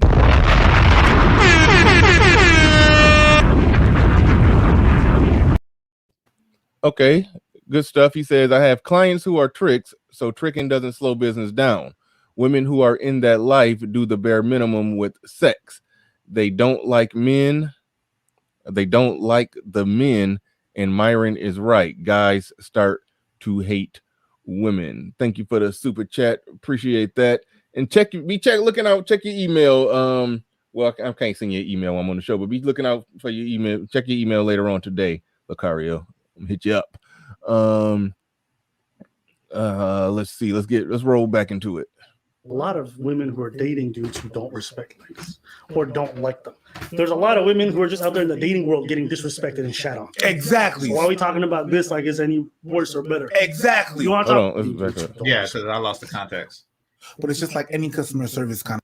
What are your thoughts on the first 3 points? No, guys are gonna feel a lot of resentment. Actually, most of the clients that these women have don't resent them. They know that it's on a regular, like it's on a transactional basis, and that's why they're there. Most clients that go see them girls know that, and that's it. Yes, there's gonna be a couple of weirdos, but it's just like any customer service kind of job. You're gonna see weirdos anywhere, and there's gonna be people that don't respect you because you do customer service. You think you work at the McDonald's, all your clients are gonna be pristine? Work the midnight shift and tell me about that. The people that go there, they don't like you, they don't respect you, they disrespect. And for why he put his hand on his shoulder? Like when he mentioned McDonald's, he's like, "Yes, I know." Yeah, that's what I said. Vietnam. Like he was trying to console him, like he's about to have PTSD about his horrible experience working at McDonald's. Crap. That's what I was like. I didn't catch that. I mean, I heard you say it, but I thought you were talking about how he was talking about it. I didn't even peep the other guy put his hand on his shoulder, like, yes, you used to work for McDonald's. Like you survived, a corrupt prison, like you were in Attica, or like you're a vet. Like calm down. You worked at McDonald's. Yeah, he was trying to console him. Oh crap. Yeah, that man had a he bad did it experience. immediately too. The moment he said McDonald's, he said yes. Oh man. Big Spell 1 in the building with the $10 super chat. Nah, speaking of tricking, hold on. Where is it at? Thank you for the $10 super chat. What do we get for $10? Everything you want. Everything? Everything. You. So in her everything, do you think that it's going to be bad? Like she's just gonna lay there? Like I don't know. I don't know. I mean, I see what they're saying. Like, it's because you pay, it's going to be less than, and it probably would be less intimacy, but the performance, I would assume that she would want $10 tomorrow, so she would perform her best. Yeah, you think, but Big Spell 1 in the building says it seems like Myron and Preach are speaking for men that pay for Myron and Preach. You mean Abbott and Preach? Seems like Abbott and Preach are speaking for men that pay for sex. Only the men who pay knows how they feel about women. That's an interesting point as well. I mean, maybe they pay. Maybe. I mean, and can't rule it out. Know. Yeah. I mean, they just can't look in the camera and say, I don't feel resentment after I pay. They can't do that. But maybe they do pay. But they should be able to. But like, even if they do, they would also have to not pay, and to make it clear, like, listen, there's no difference in quality, because they also said that too, or they also implied that too. Like, yeah, even if it is a difference, it comes down to what you want, what you want, and what you can get, and how you want to get it, and like I said, everybody's not, into intimacy and kissing and cuddling and all of that stuff. Some dudes, they think, hey, if a woman bend over, I give her X amount of dollars, she bend over, that's enough. That's what I want. That's what I'm paying for. I want to hit it from the back and then go watch Game of Thrones and go to sleep. And yeah, that's it depends on the guy, I guess. But anyway, I mean, when I think about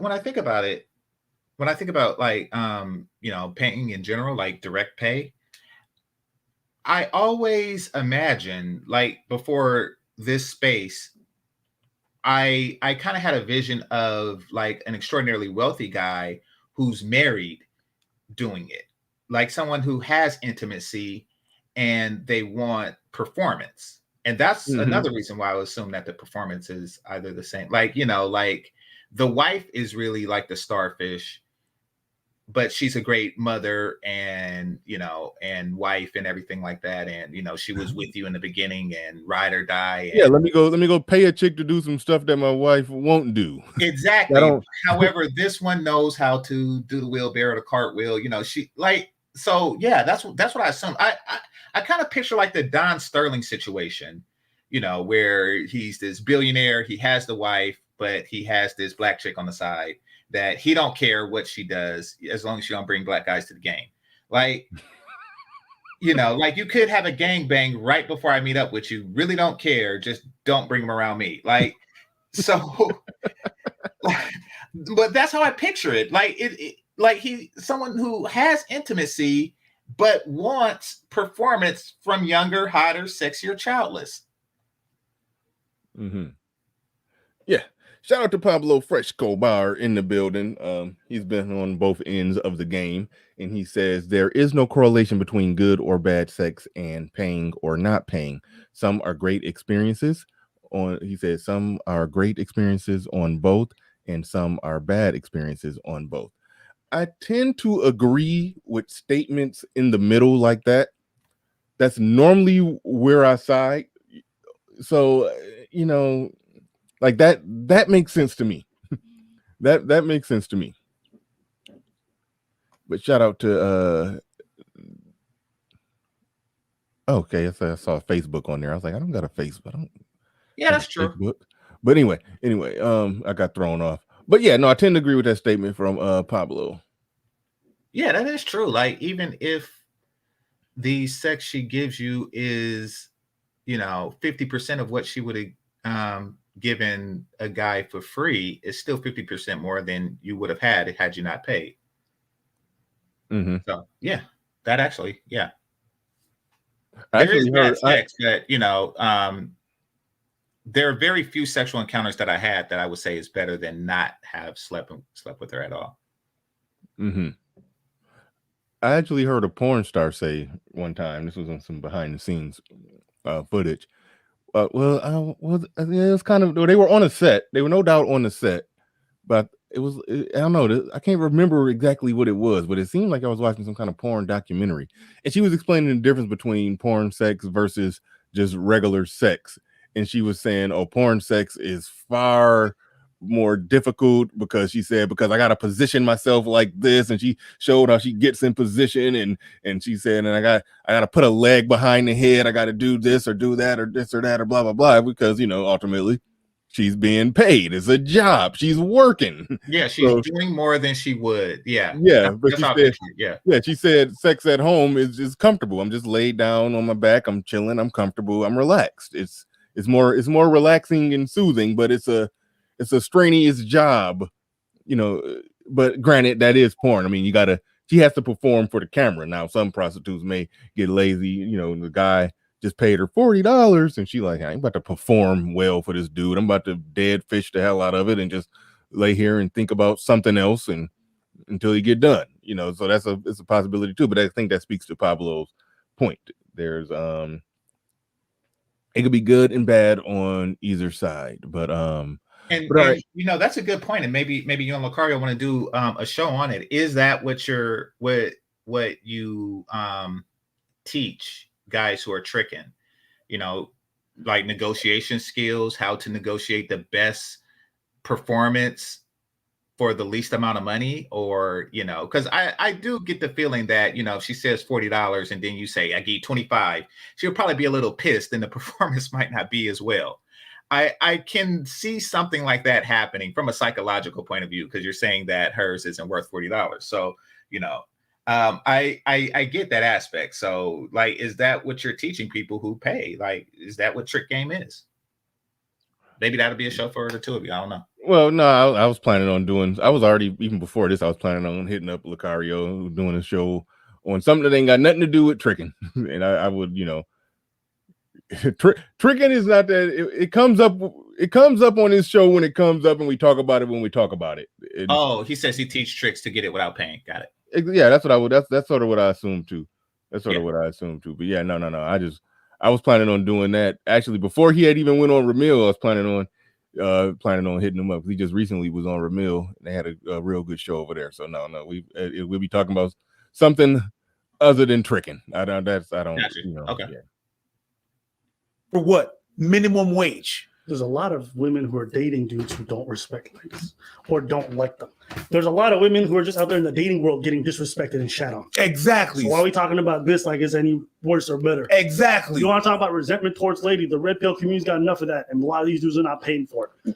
There's plenty of reasons why people might resent the other gender. Paying for it, I don't think, is one of the reasons. Exactly. The first thing he says, you won't get her best. You'll get transactional rather than genuine desire or whatever it is. There's some people that are very professional at what they do. They give you that experience because that's what they do. And it comes into wordplay. The way he's talking is very unidimensional and very... It's not reflective of that world. No, it's not reflective of that world. He's just seeing it from outside. And he's seeing it from probably someone that has resentment from those people that don't even know, that don't even look to find out. But whatever, that's just speculation, so I'm not going to go on that. But it seems like that, but I'm not really so much going to spend some time on that because that's how he thinks. That's how he thinks. At the end of the day, he knows. But it's very unidirectional. That's not what the reality is and how it reflects it. At the end of the day, that's a really good point he made about it being unidirectional. That's a really good point. It's sort of the point that we were making. How I can go either way. How there's going to be some women who that's what they do. That's what they get paid to do, and they're professional and they do a good job. That's a thing. Mm-hmm. So it's not just a one-sided thing. But he made a real good point right there. When you pay someone for a job, they come to do it. They're doing it for free, or they do it out of passion. They don't always do a good job. As an artist, you know this. Mm-hmm. Ask an artist to do something out of love, and then ask an artist to do something because they're getting paid. Mm. The approach is completely different. And the truth is, you can learn Spanish with Great Spanish TV. Click on words in the subtitle to... The reason why these high-value dudes or dudes who got all this money pay for this is because they get the best out of these ladies. They get the best out of them. When they show up on time. They don't get flaked on. When you're paying somebody, you get flaked on. You ever had somebody ghost you for a date? That happens, right? When they show up, they make sure everything's taken care of because they're there to cater to their client. Everything has got its use. A lot of these dudes are married. They have their wives at home. Okay, I'm convinced that Abba be tricking. Well, yeah, only because there's like certain things he was, because like when I picture like guys that drive up on the street, but it seems like he has like he knows exactly how it works. Like he's like, they come to your house, they deliver, and they wear the red trench coat. Like he does have like a more detailed. Yeah, that platform is big enough. I'm sure he's banking some money. He probably, he probably paying some high end escorts to do some things. He sounds like you know what he's talking about. But when they want to get the rocks off or want to get it good, their wife can't always do everything they need, even though that woman loves them and desires them. So by that logic, you go to a restaurant, you're not going to get the best because it's transactional. No, you go to a restaurant, it's transactional. It's better that, a home cooked meal is better. There's some pretty good restaurants out there. Oh, yeah. That their food. But it's some really shitty service at some restaurants. Sure. And the food is nasty. And I'm like, I could have made this better at my goddamn house. Mm-hmm. So again, it's multi-directional. It depends. Some restaurants, you pay for some food that tastes so good. You couldn't have got it. You couldn't have just made it yourself. You couldn't have got it by any other way. And the service that you're being provided by the whole wait staff and everything, the whole works that you're paying for. So yeah, good point. It's transactional. The service is good. The person smiling, they're getting paid. The waitress that you go to have a drink is transactional. She's not really your friend, but she's there. And while she's there and getting paid, she's herself because she knows that she might get extra. Same thing. My mom is a wonderful cook. Yeah. I love Ethiopian food. Mm-hmm. She's some of the best Ethiopian food. That's it. The best. She can't make sushi. I tasted that. I'm going to see Yamato so he can make the sushi for me. Yep. Okay. Suzuki, he's making the sushi for me. Great. All right. Ichimaru, he's making the sushi for me. Naruto, he's making the sushi for me. They're not making sushi. Ichigo, Ethiopian food is great. Yeah, I know. What'd you say? I said Ethiopian food is the shit. You just like Ethiopian women, so you just acquired a taste. But I like samosas. Oh, that's Ethiopian? Yeah, that's Ethiopian. I didn't know those that. little triangles. Yeah, I know what they are. I just didn't know they was Ethiopian. Yeah, you see, so you like Ethiopian food too, Yeah. So it's not just the women. But I do love Ethiopian women. I know you do. Yeah. Yeah. I don't know who don't. Well, you saying that like I'm unique in that sense. Like, well, no, I've heard you mention it enough to to where I noticed it. It's like think about if you've heard me at least on 4 or 5 different occasions say, "Man, I really like Chinese girls." It pops out. You remember. Yeah, but next to Eritrean women, they're the best. That whole region of Africa, that whole Horn region, besides Somalia, got some baddies. Mm-hmm. Okay. Number 2, she ain't gonna respect you. And that's the other thing, the whole respect thing. Not everyone needs that. As long as you're respectful in front of me when I'm present, that's great. That's all I need. Second thing is, a lot of these women behind closed doors, they don't bow mouth to people that they get paid to do this stuff for. Women are already talking shit about dudes that they just banging willy-nilly. They already talking shit about you. They talking shit about their man. If you got a bad breakup, they talking shit about you. If you did something bad within a relationship and it's still working, they talking shit about you. This whole idea of like they're always going to respect you, that's nonsense. That's crazy to me. And also remember this, right? When you're paying for the P sleeve or the P box, what happens is you get lazy. So the game is out the window now because guess what? Now you're relying on your money, leading with your wallet to get the girl. Yeah. But once again, that girl's only there for the money, so there's no respect. Who cares? If you're only there for the sex, why do you need her to have burning desire for you? It's like, let's not make it sound like. Could you pause it? Yeah, go ahead. Like, is that a bad thing to get lazy on a particular thing that you probably don't like doing, especially if you weren't good at it? You talking about gaming down women? Yeah, exactly. That's I know. I mean, that's something that you kind of have to do. You don't necessarily like doing. Yeah, I didn't like doing it. Yeah, exactly. It's one of those things that like I don't like washing dishes, but I have to. But if they made, I mean, of course, dishwashers exist, and I have one, but I still pre-wash. I don't like pre-washing dishes, and if they had a robot that did it, I would just say, look, or if I can afford somebody, because the person who cleans up don't wash my dishes, but if I could pay somebody to do that, I probably would. Yeah. Okay. When he said you're going to get lazy at it, okay. There are some things that you don't want to get lazy at, but being lazy when it comes to the pursuit of vagina, it's technically nothing wrong with a guy being a little lazy about the pursuit. You don't have to be up and at 'em go-getter when it comes to that if you don't want to do it. Now, some guys enjoy the hunt. I used to kind of hang with a guy like that. He enjoyed the hunt. He was constantly like, let's go here, let's go there. Oh man, it's gonna be women there. Let's just hang out here. I'm like, dude, I don't got the energy to hang out like that. I mean, that's where my introvertness come in, where I'm just an introvert and I don't care to be in crowds like that. It's a necessary evil because when I was single, I wanted a sex life, so this was a necessary evil that I wanted to do as little as possible. But I mean, to me, I did it a lot, but compared to him, I wasn't doing it nowhere near enough. He would say that I was, lazy about going to do it. But something that where the end result is you just getting more sex from women, that's not necessarily something that you criticize a man for being lazy about. Now, if he's being lazy when it comes to working and making money, it's like, dude, you getting, like, for example, somebody on unemployment, somebody's getting an unemployment check, and that unemployment check is enough for them to survive, to be able to buy food and pay the bare minimum bills and make it from 1 month to the next. And so they've, they've quit shopping out their resume, or they've quit, being industrious or having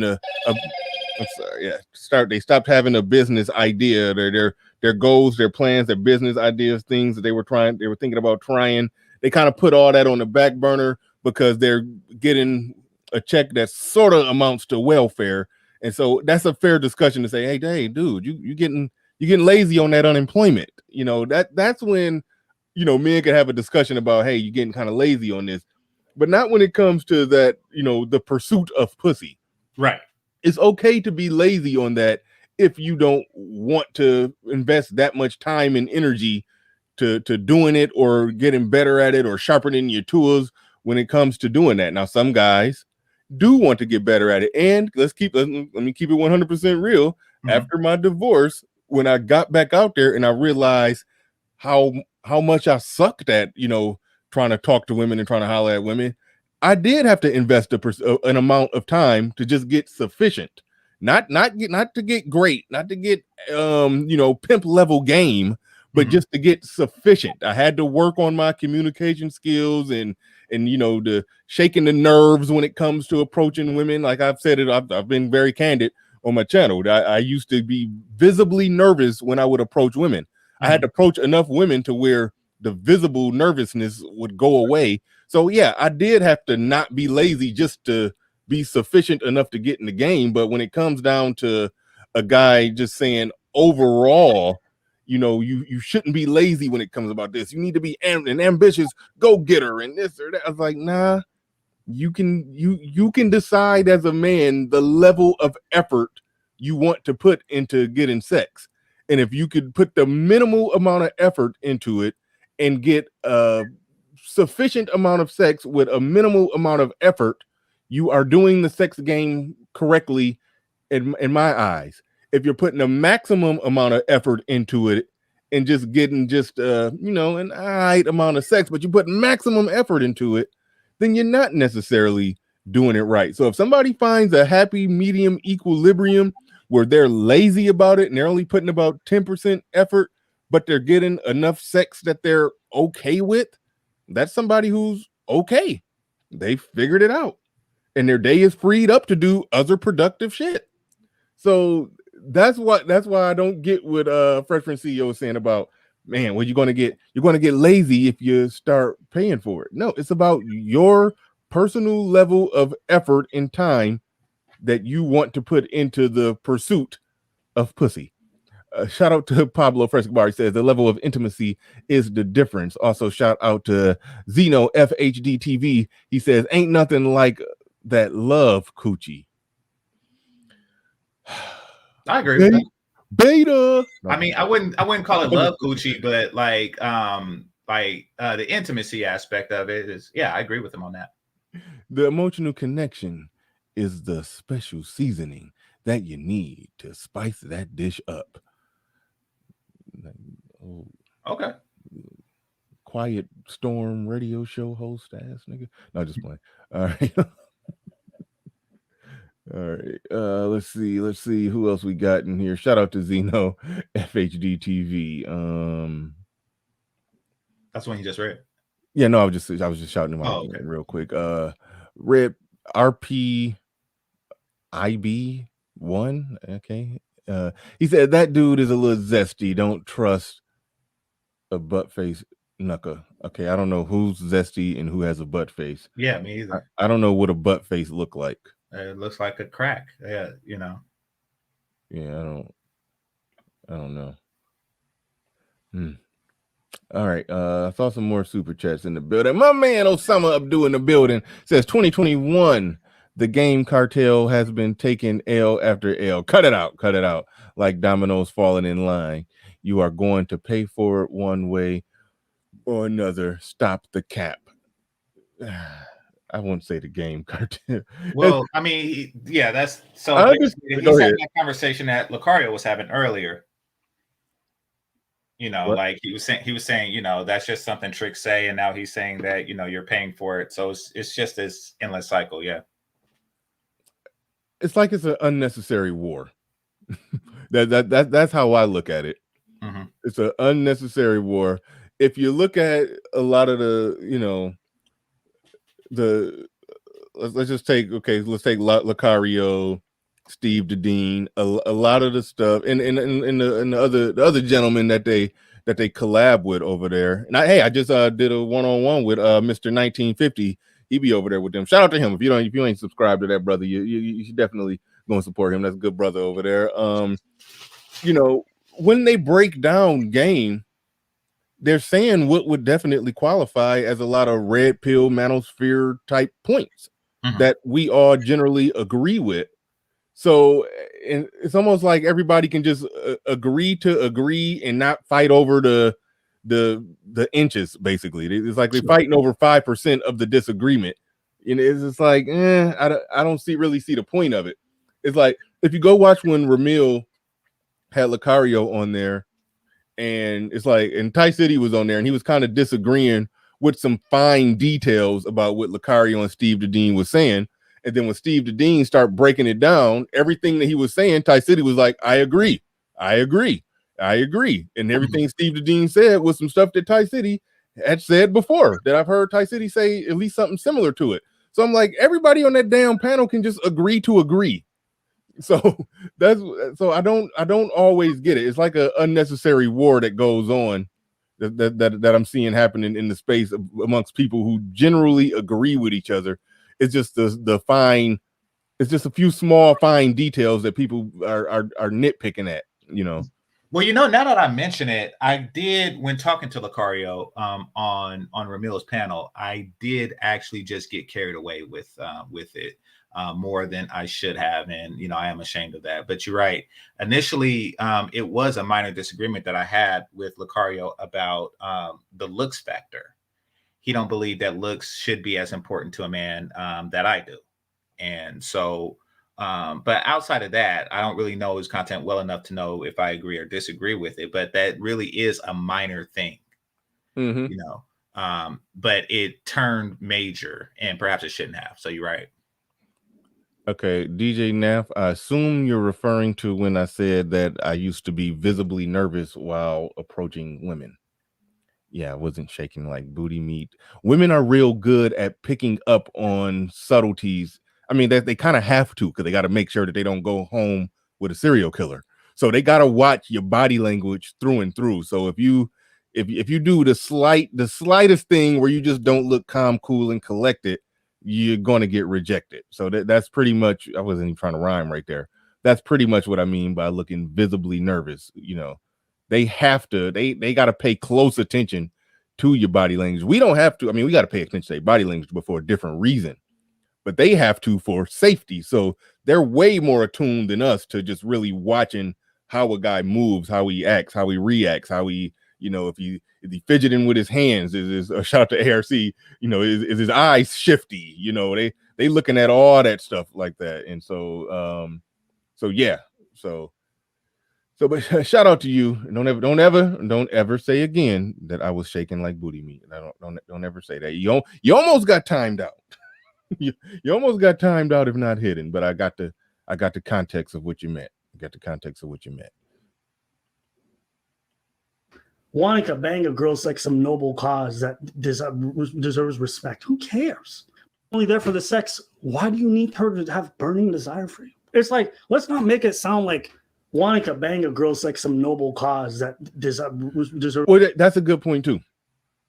If most of what the Fresh and Fit talk about is casual sex and plate spinning, then the girl having, he's making a good point that you're not pursuing a noble cause of trying to find the love of your life. And, we're talking about some transactional casual sex and some seemingly non-transactional casual sex. But at the end of the day, you're just a dude fucking a woman. That's essentially what's happening right there. A guy is fucking a girl. So to try to talk about respect and this and all of that it becomes a moot point if all you're doing is just smashing. It's like, ask Ramil, do he care if the chicks that he pump and dump? They just made a pump and dump song, but that's a whole nother story right there. Shout out to Ramil and Mr. Palmer. But ask Ramil, do he care how much the chicks that he pump and dump respect him? Now, I know he cares that they don't disrespect him when they in his presence, but after they leave his presence, if they just sitting there if they walking around like, man, fuck that nigga Ramil, I just went over there because he got free weed. I don't really like that nigga. He don't care if she sucked his dick and rode him for 30 minutes and then left. He don't care. Yeah. They just fucking. But anyway.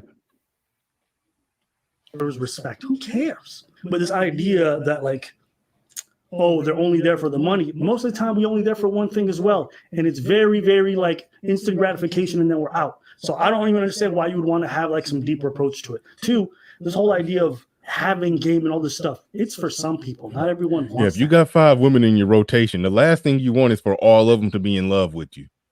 Well, maybe what if you want 5 souls?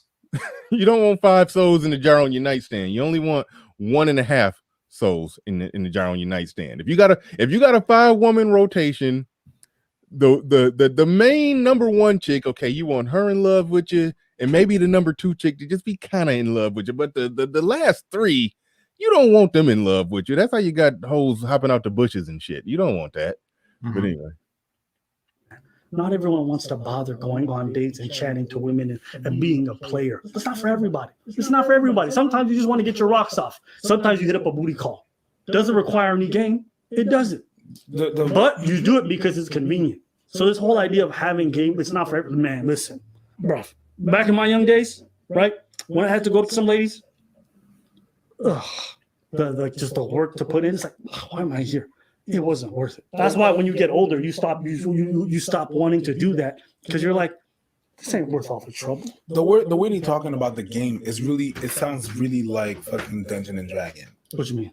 Not everybody want to play Dungeon and Dragon. You want to play, you get the game, you don't get the skills and shit. Some people don't want to play your goddamn game. I don't want that. If I want to eat some fish, I don't want to go to the river and fish it. Sometimes I want to go to the market. It's already cut. It's already gutted. It's already washed. I just want to put it in the pan. I don't want to go fish for a whole day to have. Look, I'm proud. I caught this boss. I don't give a shit. Let me go to the store, get this fish right quick. Here's another one. He's being lazy though. Well, yeah, but well, it depends. It is lazy if it is lazy like all around. If and only if the effort isn't recycled into something else. Like if a doctor used the effort that he would use fishing to actually cure a terminal disease, then that is not necessarily lazy. He just shifted his effort to other stuff.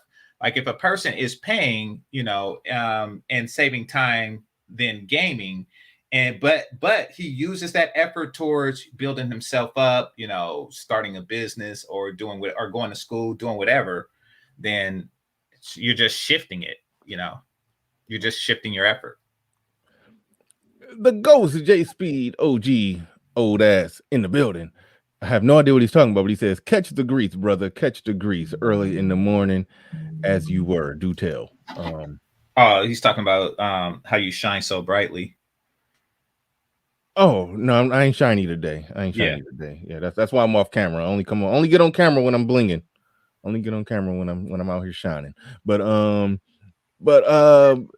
me and OG was talking. He's 62 years old and he said he can still dunk a basketball. We're gonna do a live stream where he's gonna prove that. So y'all be on the lookout for that. We will do a live stream where OG J Speed, the ghost, the old nigga, shout out to Fantastic, is going to dunk a basketball live on air. He's 6'1", 62 years old, and allegedly still can dunk. I don't believe him, but we're gonna make that happen live on the air. Hey, OG, you were supposed to email me about something. You said in a chat room that you wanted to email me. Never got it. That old nigga forgot. He's supposed to email me. Well, we had talked about miscarried. He what? No, he said miscarried on my show one time. I was cracking up. Okay, yeah. Was he trying to say miscarriage? Yeah.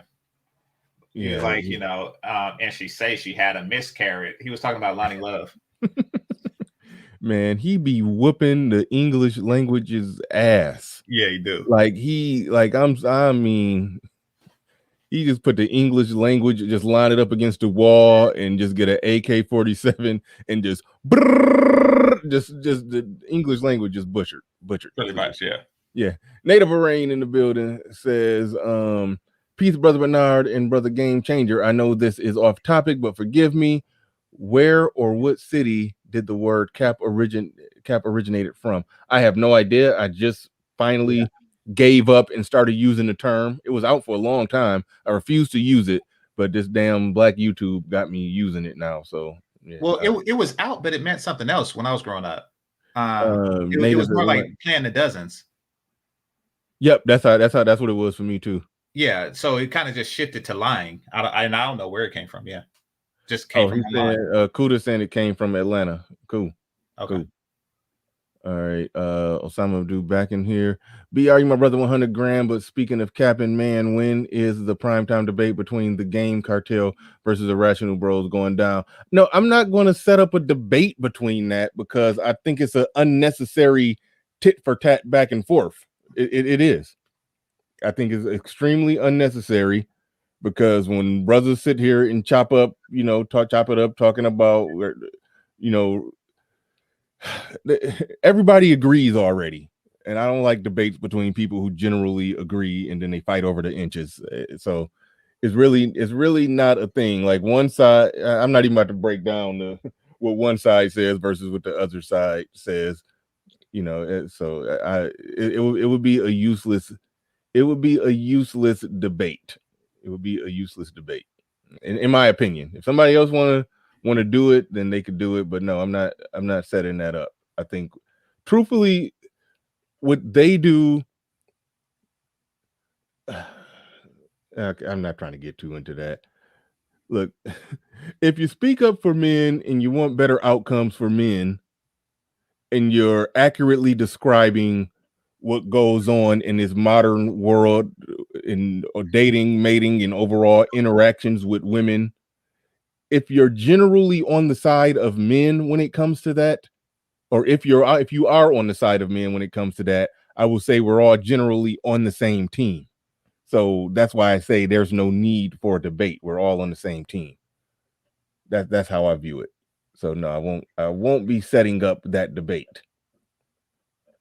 Where we at? I think I got all the super chats. Shout out to everybody in the building who supported the stream. Appreciate each and every one of you. We got 390 people in here, 235 on the likes. No reason why we can't blast that up to 300 at least. I know it's probably about 90 haters in the building. About 90 haters in the building. So no reason why at least 70 people can't get us over 300 right now immediately. I sound like J Speed on that. Immediately. That's yeah. If Medea wasn't different, they could just, hello, like bastardizing the English language is what they do. Yeah. I'm into dominatrix stuff.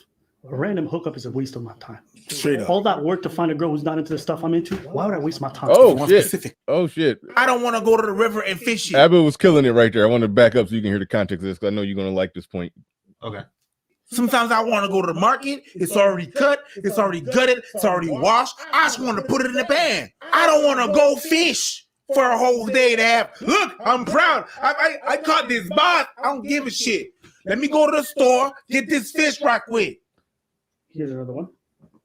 If I'm into dominatrix stuff, a random hookup is a waste of my time. Straight up. All that work to find a girl who's not into the stuff I'm into. Why would I waste my time? If you want specifics. If I'm just showing up for one night, I'm not here on Tinder, got time to swipe. Boom. I'd rather just pay somebody, show up, and we know what time it is. Boom. You look fantastic. I enjoy having you as my company for the date. Afterwards, we go back to the hotel and we handle it. True.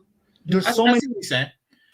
So if you have a fetish of any type, that's unique. Like if you like white toenails or something like that, or whatever, you will have better luck just paying for that than actually trying to finesse a woman into painting her toenails white, even if she is into you sexually. But if you got game, whatever your fetish is, even if she ain't into that, she will perform that for you. So okay. I think that it is easier to get a woman because all women like sex. You just want, and they all want to have sex in this, hookup culture. You just want to make sure that you're the one that they have it with. And, that part is a lot easier. And don't get me wrong, I guess there is, you can convince them to do that, but it is a lot more difficult to get them to have sex in ways that benefit you and not them. Yeah. I mean, ideally, that's where the white toenails or whatever, the dominatrix, like if she's not actually a dominatrix, like she don't get off on that. You're asking for her to have sex in a way that only benefits you and not her. Yeah, and sometimes that have to be done in a relationship. Sometimes that has to be done in a relationship. Yeah, exactly. Yeah, but if you're just hooking up, then you're just exchanging sexual gratification, meaning that she's giving you sex in exchange for you giving her sex, but you might want her to do something that then where's the exchange? Mm-hmm. And I think that's where in his case the pay is coming in. Not really in his case, but in his scenario, the pay is coming in. It's like, listen, I want you to do this extra thing that you may not like, but the money is the caveat. The money is the extra. Like, I may want you to kick me in the face or something like that. Yeah. If you have a very specific unique fetish, you got a specific unique fetish. A lot of people get that need met by paying somebody to do it, or some people. The best case scenario is if you do happen to organically find somebody who's into the same exact thing, and then y'all can just go and be weird together. That's the best case scenario. Don't call it weird. Well, okay, not weird. The kicking the balls thing is different. Yeah, that's why I went weird with it. That's why I said weird, because that is weird to me. Any guy who likes to get kicked in the balls, but or whatever crazy thing. It's some weird stuff out there. And even if it's not that weird of a fetish, but it's still fetishy. If you really into choking, and you meet a chick, if you're in a relationship with a chick who really like to be choked, then y'all are sexually compatible in that sense. Okay. If the degree that you like to choke women during sex, I'm probably going. My algorithm all fucked up today. But to the degree that you like to choke women during sex is more than what most women like to be choked, then you may have to pay somebody who you're paying a decent amount of money to endure that. Mm-hmm. Or just stay out there until you find somebody who's into that. And then when you find that person, hey, you found your person. You finally found your person that like to get choked the way that you like to get choked, but she's kind of cockeyed and got crooked teeth. Damn. So then you got to get back out there and find somebody with straight teeth and not cockeyed that like to get choked that much. So that's sort of the point that he's making. It's a lot of work to find that person that do exactly what it is that you like, that look the way that you want to look, and this or that. But so there's that. But the worst or a medium case scenario that I pointed out is that, okay, this person may not be into that, but you're into that, and she like you and she's into money. You. Yeah. Oh no, I'm talking about somebody that you're not paying. She like you and going to submit to you and going to get on board with whatever you want, however you like to be pleased sexually. She's going to do it for you. That's the next, not the best case scenario, but that's sufficient. Now, let me ask you this: do you think that's why Fresh wants the soul?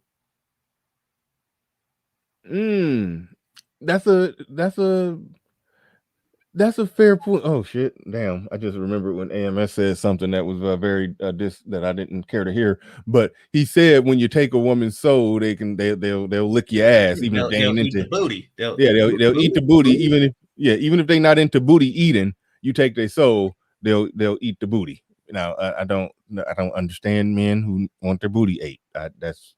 He don't want his booty ate. He just says he does that to humble them, and he likes the humility. So I get that aspect of it. I think he capping. I think he like getting his ass ate. He wouldn't. You don't say that on the air unless you kind of into it. That's just my opinion. But anyway, I ain't coming for alpha male strategies like that. Yeah, that's But anyway. Well, what about the guys that eat booty?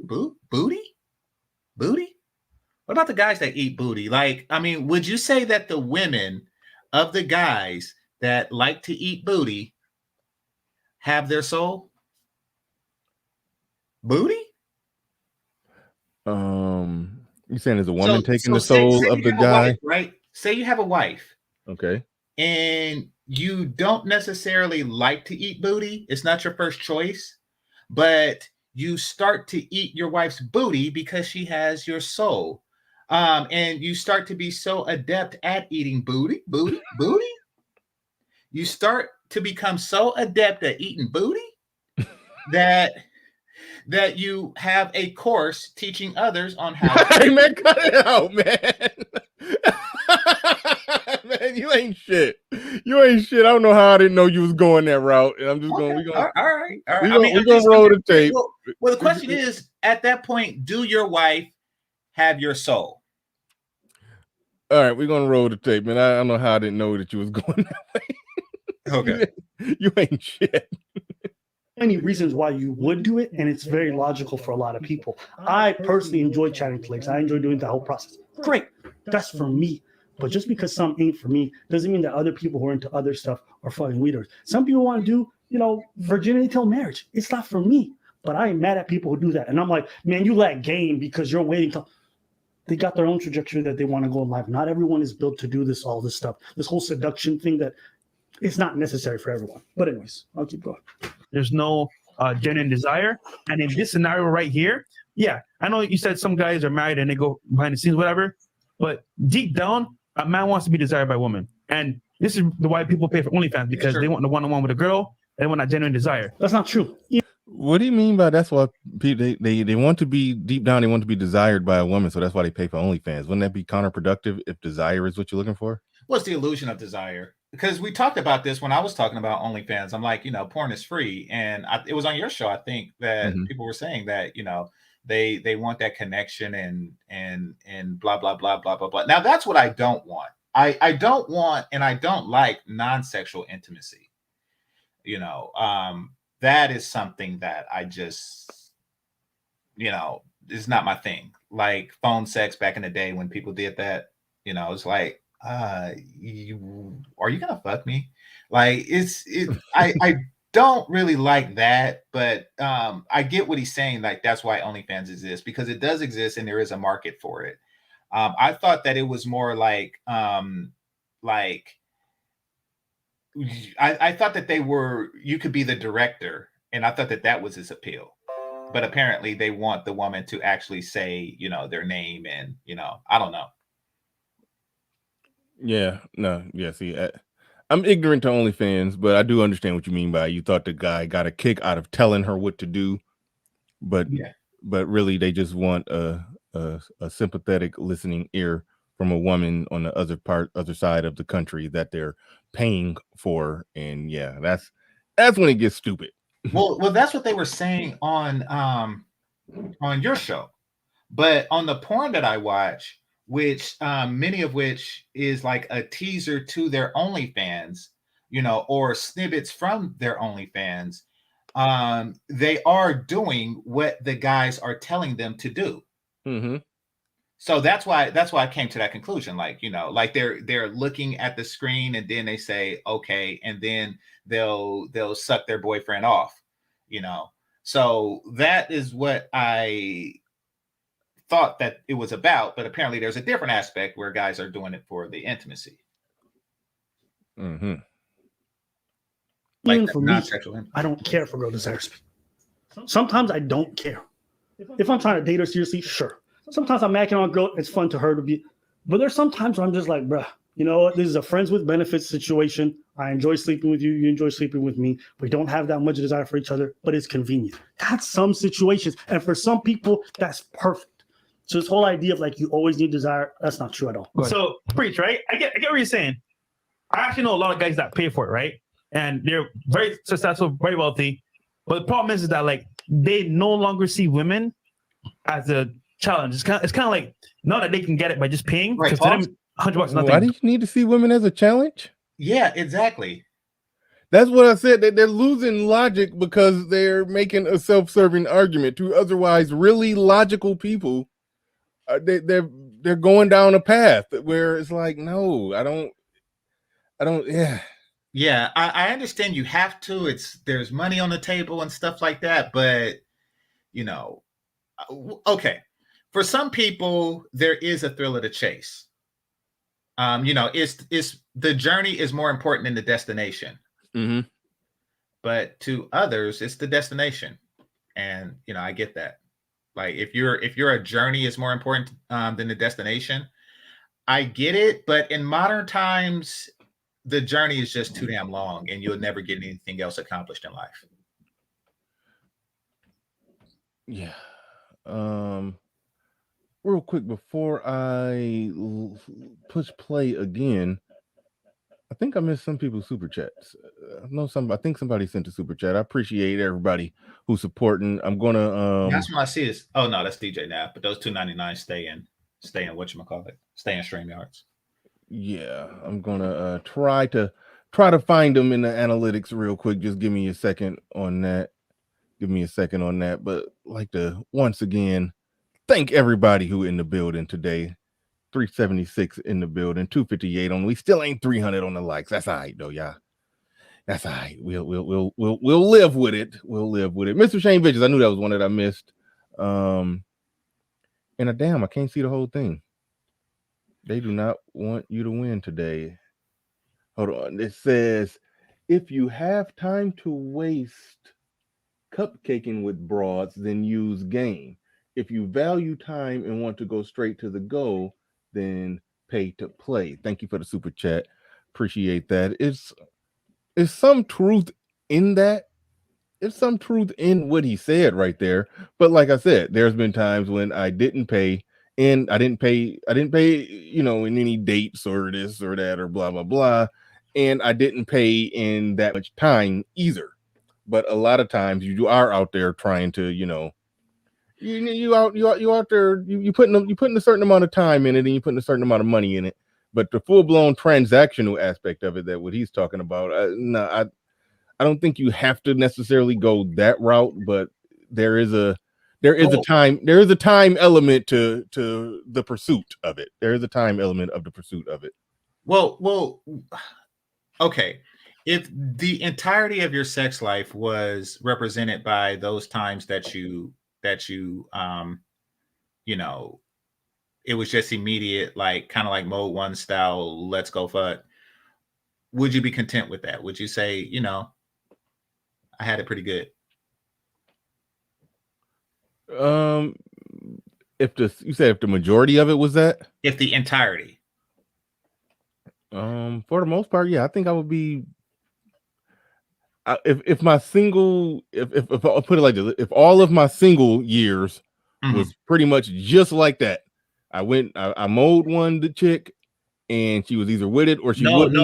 No. I'm saying if you count the number of times you mowed one, and that was it, those were the only times that you had sex in your single life, would you say that you did well? Like, as far as, I had enough of that? Well, I didn't do it that much. That's what I mean. Mm-hmm. Yeah, that's what I'm saying. I'm saying, would that have been a satisfactory sex life? No. Yeah. But the variable in that equation is how many times did I actually, cut right to the chase like that? From what you describe, it seems like she was cutting to the chase and you were just embracing it. And this is your life, but this is how it was described to me. Like, she made it clear that she was ready, she was with it, she smiled at you with her pussy, and was like, okay, let's go. Well, that's typically how it go when most guys get really direct, is because a woman gave some type of body language that exactly. And I'm saying like those scenarios probably aren't really enough to sustain a man's sexual appetite, is what I'm getting at. Because they do come up for many guys, if not most, but I don't think it's enough to sustain a man's sexual appetite. I don't think that a man wants to rely on that alone. Understand what you're saying. Yeah. Understand what you're saying. Cooler, don't put that out there. Don't put that out there. No, who the hell is y'all, and who's that extreme when it comes to tricking? Like, come on, man. Don't put that out there. That's a reach. Shout out to ARC. Shout out to ARC in the building. You've been referenced more than a few times today. I don't know if you've been watching, but shout out to ARC. Appreciate you coming through. All right, let's get back on it. Let's get back on it. I don't get the little boy. Okay. Yeah, I don't know. Yeah, that was all over the place. Yeah. And out of nowhere.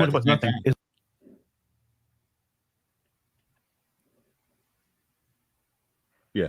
You haven't heard nobody say that every man should always pay no matter what, no ifs, ands, and buts. If you're having sex, you should pay. It should be transactional. No ifs, ands, like nobody has said that. I'm just like, my jaw is dropped on the whole little boy thing. That I don't really know where to go with that. Like, damn. Yeah. So I'm floored. I'm floored by that one. Yeah. I'm just kind of like, I guess we go back to the video. Like, what do you like? That's just like, okay.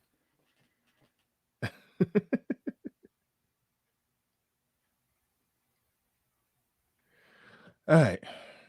And they're very successful, very wealthy. But the problem is that like they no longer see women as a challenge. It's kind of like not that they can get it by just paying, because to them $100 nothing, $200 nothing. It's like paper, it's like $1 to them. Sure. Now it's kind of like, okay, now that I'm at this level, like women to me are like, how to put this? It's like a piece of candy. I can just go in the store and buy it. You know the irony of this is that a bad thing? No. Okay. Just want to make sure we were on the same page. Like, that's what I'm saying. It's like they're making reaching arguments. Like, you can make an argument that just simply says, hey, I don't do it and I don't think dudes should do it. Like, but to try to break it down logically, it falls apart. Well, you know, and also, like, wouldn't it take away, because you say that you used to be nervous, and I think we all went through that phase, but you say you were visibly nervous, but would you have been visibly nervous if you seen her as a piece of candy? Like, it's just candy. I mean, if you had the mentality, I can have another one just like you know, in 15 minutes, like, wouldn't that like take off the whole, you know, because I think that people get nervous when they're speaking to someone who is high value, like, you know, Barack, I think he's having his 60th birthday party. I would probably be nervous there, you know, if I was invited, and I'm just like, you know, a dude from Oakland. Like, I would be nervous there because of the difference between the people there and myself. But if she's just a piece of candy, it doesn't seem like you'd be nervous. I don't know. Well, I mean, I understand what you're trying to say, but from the angle that they're coming from it, nervous or not nervous was the issue. Approaching or not approaching wasn't the issue. So I just don't see his general point that he said you get to the point where, you know, women are, what did he say? He said that you get to the point where women are not a challenge. One, why does a guy need or desire for women to be a challenge? Now, there will be some challenges out there in the game, no doubt about that, but it's not a problem if they get to the point to where they ain't a challenge. If you get to the point, even whether it's with your game, like, or like you turn into the Fonz, where just women not a challenge, you just snap your finger and they just roll and they just run up to you, or if you just got so much money to where it's just like you can buy them like a piece of candy, they wrapped around your finger either way. It's like, so I don't know how or why that would be a problem. Like, I'm sure they wouldn't think it's a problem if the Fresh and Fit podcast gets so popular to the point to where when they just go walk around in Miami, just women just scream when they see them and just throw pussy at them. Yeah, women wouldn't be a challenge. Yeah. So, but it wouldn't be a problem. So no guy ever says that women not being a challenge is somehow a problem to me now, because women aren't a challenge anymore, regardless of how they got to the point, whether it's with your fame, your status, your money, or just your striking good looks. If women are no longer a challenge at all, they just scream when they see you and throw pussy at you, that's never a problem for a guy. So that's where I'm at, where I have no idea what he's talking about when he's where's saying the that. challenge? It's weird. But once again, that's the journey. Like, you know, some guys want the journey, not the destination. It's like, you know, like a video game is fun until you know, learn how to beat it perfect score all the time. You know, so maybe that's what he's going with. Maybe that's where he's going with it. But you know, that would happen whether you use the cheat code or not. But hold on, that's part of the goal of of mastering game. Yeah, that's part of the goal of mastering game, to be able to. That's the goal. Right? Yeah, yeah, that's what I'm saying. That is the goal. But they like, you know, look, I don't play video games. Just tell me how the story ends. Yeah. There are guys who are just like that, and that's that's a real good point. Yeah, some guys, you know, they don't care to play. Yeah, like sort of like what Abba just said. Some guys don't care to play the game. They just they don't care. They just want to know. They just want to know how the story ends. Yeah, they want to skip to the end. Yeah. Let's see. Let's get back. We almost to the end of it. That Myron has an analogy about the candy store. He has this whole analogy about how to put this. It's like a piece of candy. I could just go in the store and buy it. You know, the irony of this is that Myron has an analogy about the candy store. He has this whole analogy about, like, you know, the reason why men don't want to settle is because our whole lives we couldn't get into the candy store while we watched the ladies go in. And now that I made my money, I'm going to the candy store, but you only tell me to leave with one candy. He's like, no, I've wanted to try all the candies. So it's interesting that he's talking about, like, how these rich men view these women as candy. Meanwhile, his partner got a real analogy about viewing them as candy. Just an interesting thing. But now, with that being said, their game have no game, because now it's kind of like, okay, you know what? Today I'm lazy. I just finished my business meeting. I'll call this chick over, just smash. And just the mentality is very lazy, bro. What's wrong if dudes don't have game? What's wrong if they just want? Today I'm lazy. I just finished a business meeting, which means that you did something. You weren't just being lazy. And instead of spending time preparing for the next meeting, you know, you would rather just, I don't know. You would rather just go out and hunt than to just say, okay, I'm gonna buy some pussy.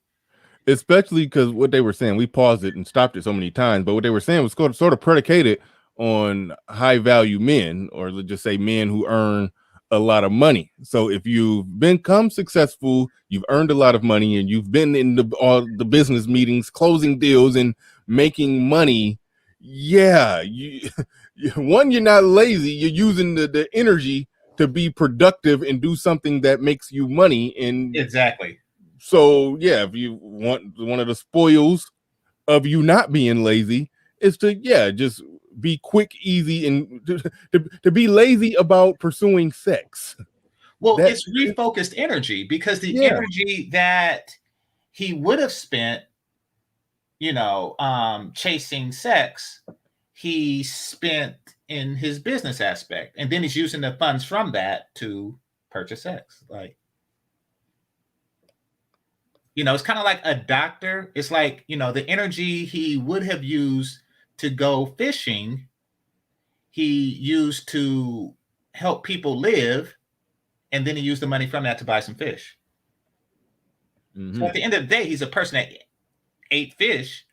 The difference is that he actually is a doctor as well. Cool. Who's mad at Myron for not humanizing women? Oh, if the Fresh and Fit say that?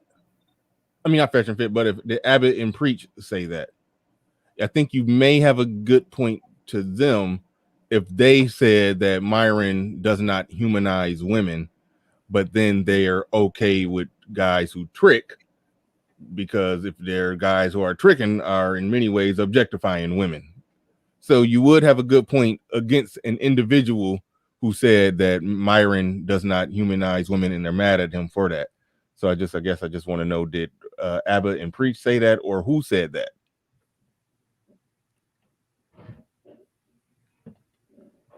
Yeah, want to pay for it, smash, and be like, whatever. What's the issue with that? I think it's good that a lot of dudes. What's wrong if they just want to pay? You know what? Today I'm lazy. I just finished my business meeting. I'll call this chick over, just smash. And just the mentality is very lazy, bro. What's wrong if dudes don't have game? What's wrong if they just want to pay for it, smash, and be like, whatever? What's the issue with that? I think it's good that a lot of dudes do have game, but not everybody can have game. So what's wrong with some dudes just being like, man, just throw the pussy at me and get the fuck out of it? I'll say this, right? So this is something that is going to come down to the person's nature and what they really want out of life. Yes. And not every guy needs game. You're right. However, for you to live your best life while you're here, you do want a burning desire.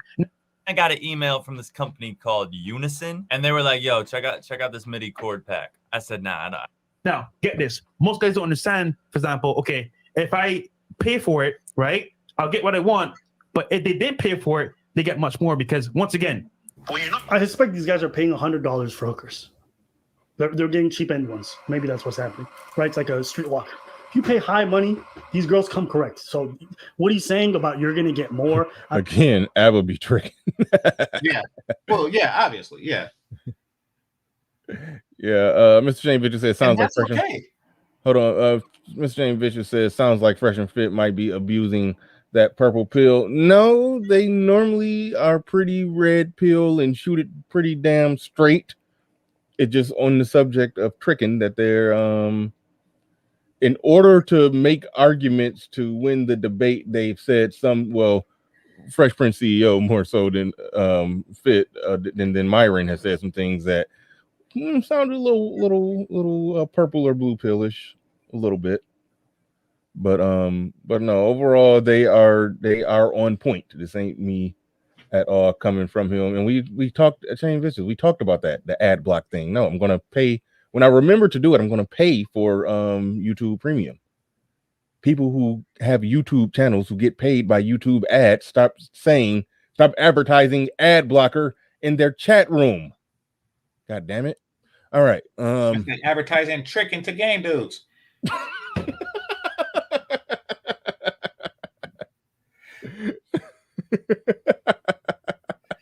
Like, don't do that.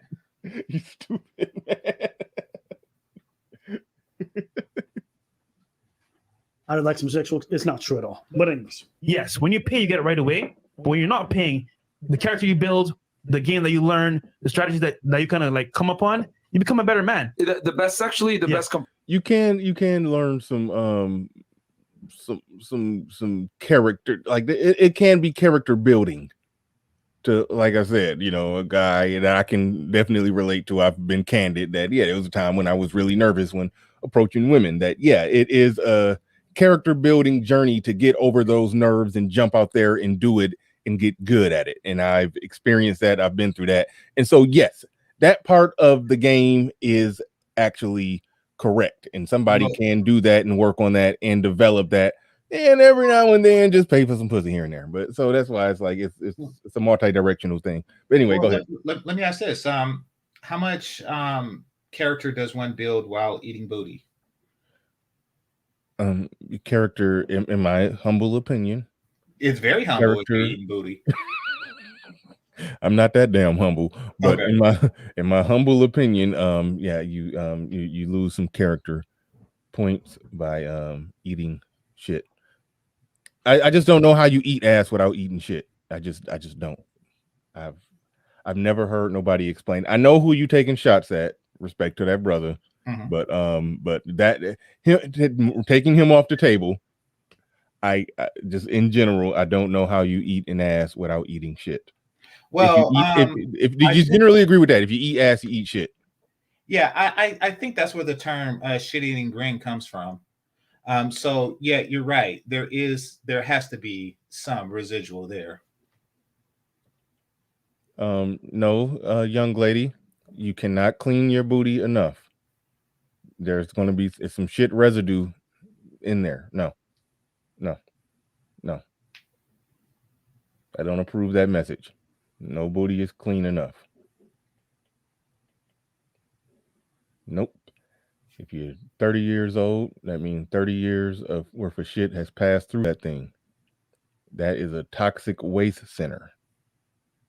You might, if that's like if they clean, how good could they clean the inside of a garbage truck to where, okay, I'm gonna eat off the floor and I'm gonna climb inside of a garbage truck and eat off the floor or lick the floor.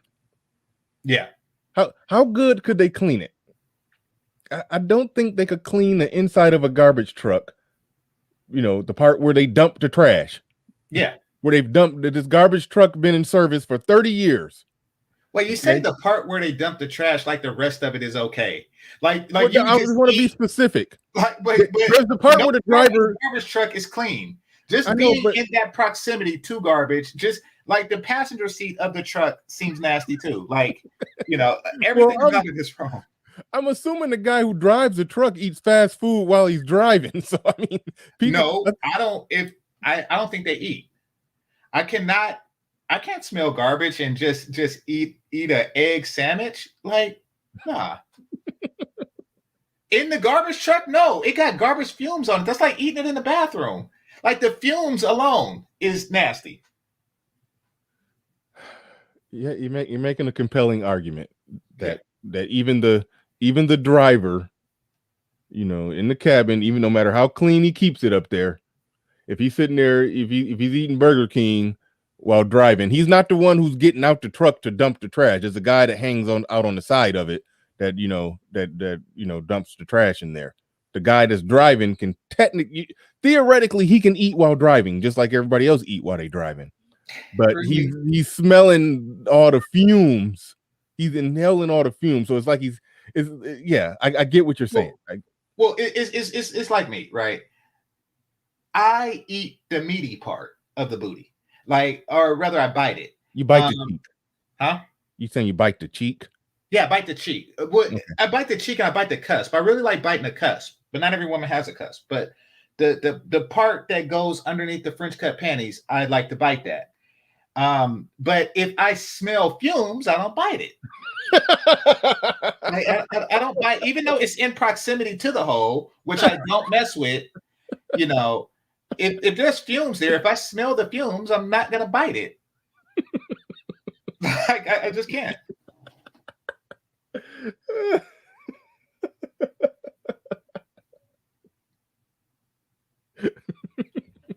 All right.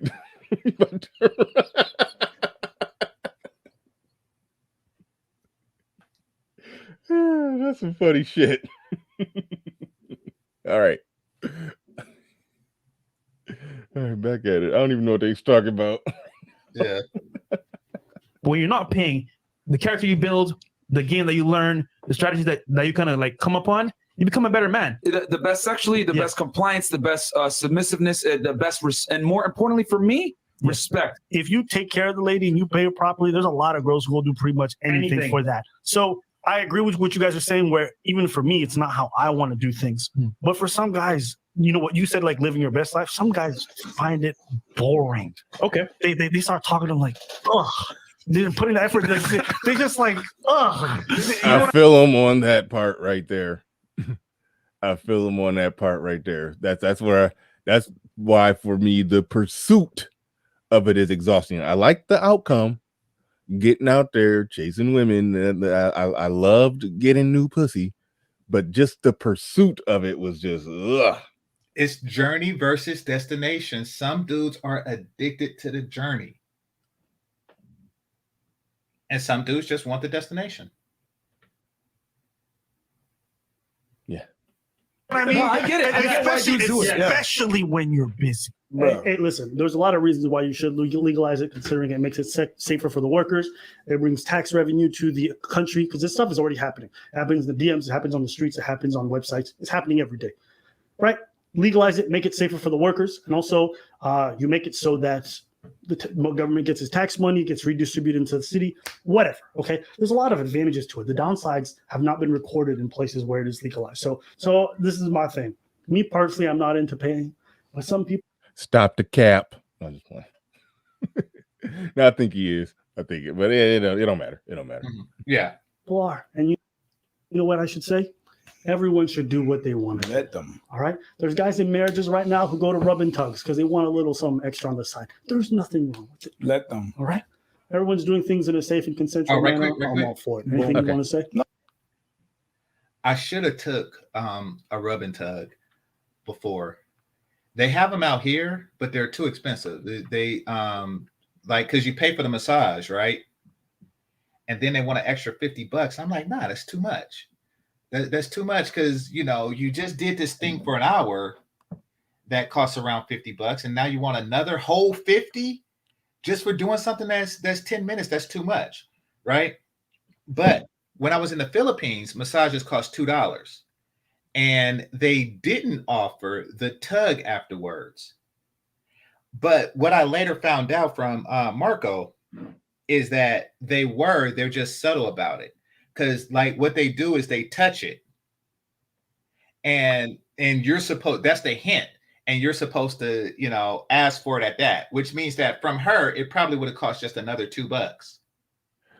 So I would have took it then, but I didn't read the hint. I thought that they were touching it because they never seen a black one, so they were curious, and I just kind of like left with that. But I should have just spent the $2. I didn't know it was offered.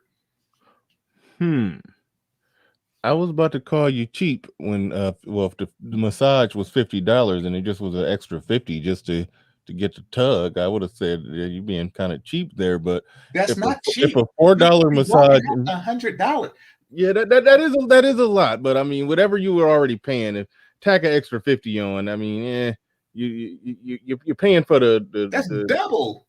Yeah, I am a frugal man. I'll give you that, Bernard. I am a frugal man. And I think it served me well in the past, but that's double. That's well, a $4 massage and a happy ending was on the table at one point, and now I wouldn't want to pay $100 either. But yeah, that's yeah. I guess I would. Yeah. I mean, I don't know. I've never been to a massage parlor. I have no idea how and that's the thing. You see, Bernard, it's different when it's a massage. The reason being is because for whatever reason, after a massage, that's what you want. And you don't even want actual sex. You don't want to physically exert yourself.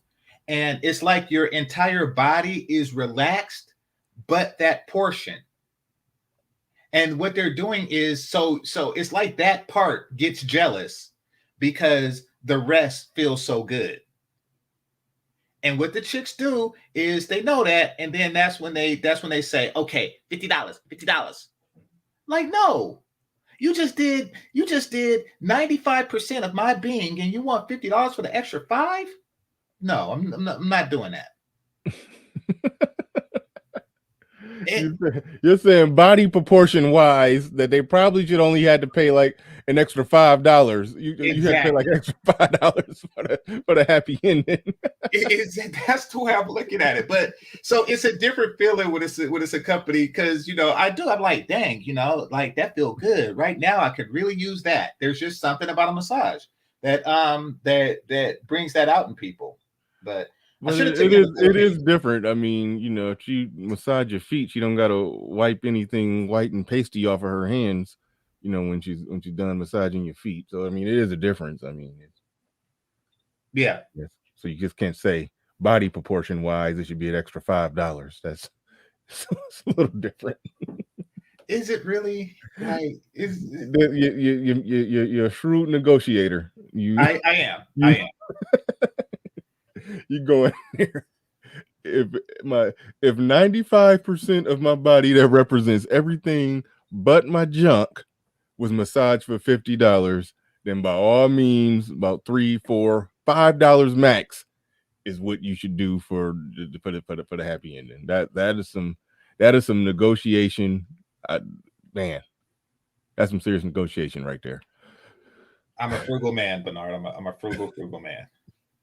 No, that's pretty much it. Yeah, there you go. But that was a cap. That's a big old cap. Big old cap. Big old cap. All the girls respect me. Listen, you guys, if I'm lying about this, guys, post below. You guys honestly believe every girl you've ever been on a date with or seen has respected you afterwards? Hindsight's 20/20. They remember things differently. They only remember the negative parts after you reject them. Y'all know that. You know what I'm talking about? Yeah. You say no to somebody, and they're like, you know what? He was an asshole. It's impossible. Well, just stop it. But hey, maybe you're a magician. Maybe you got the special game that nobody else has, but I don't buy it for a second. So no, because me, I'm different. I'm shut up.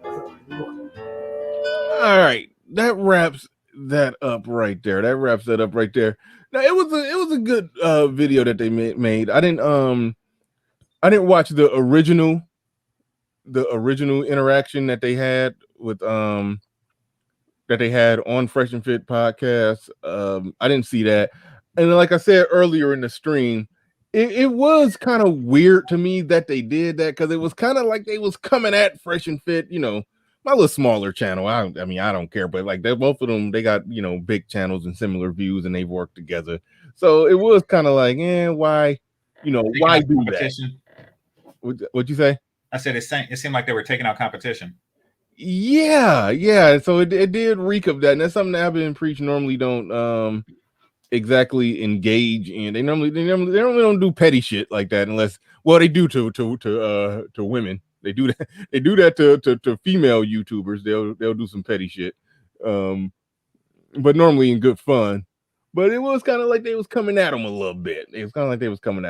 So that part I kind of side-eyed a little bit. But the merits of the points that was being made is I did generally agree with the majority of what they had to say, and I do think it was self-serving arguments coming from Fresh and Fit, who are normally very on point, particularly Myron when it comes to him breaking down things when it comes to women. And damn, we was in there for 2.5 hours, so I was only planning on 3. But hey, nobody gonna come up, then we can potentially wrap this bad boy up pretty soon. Somebody said, "Trick Nation, stand up."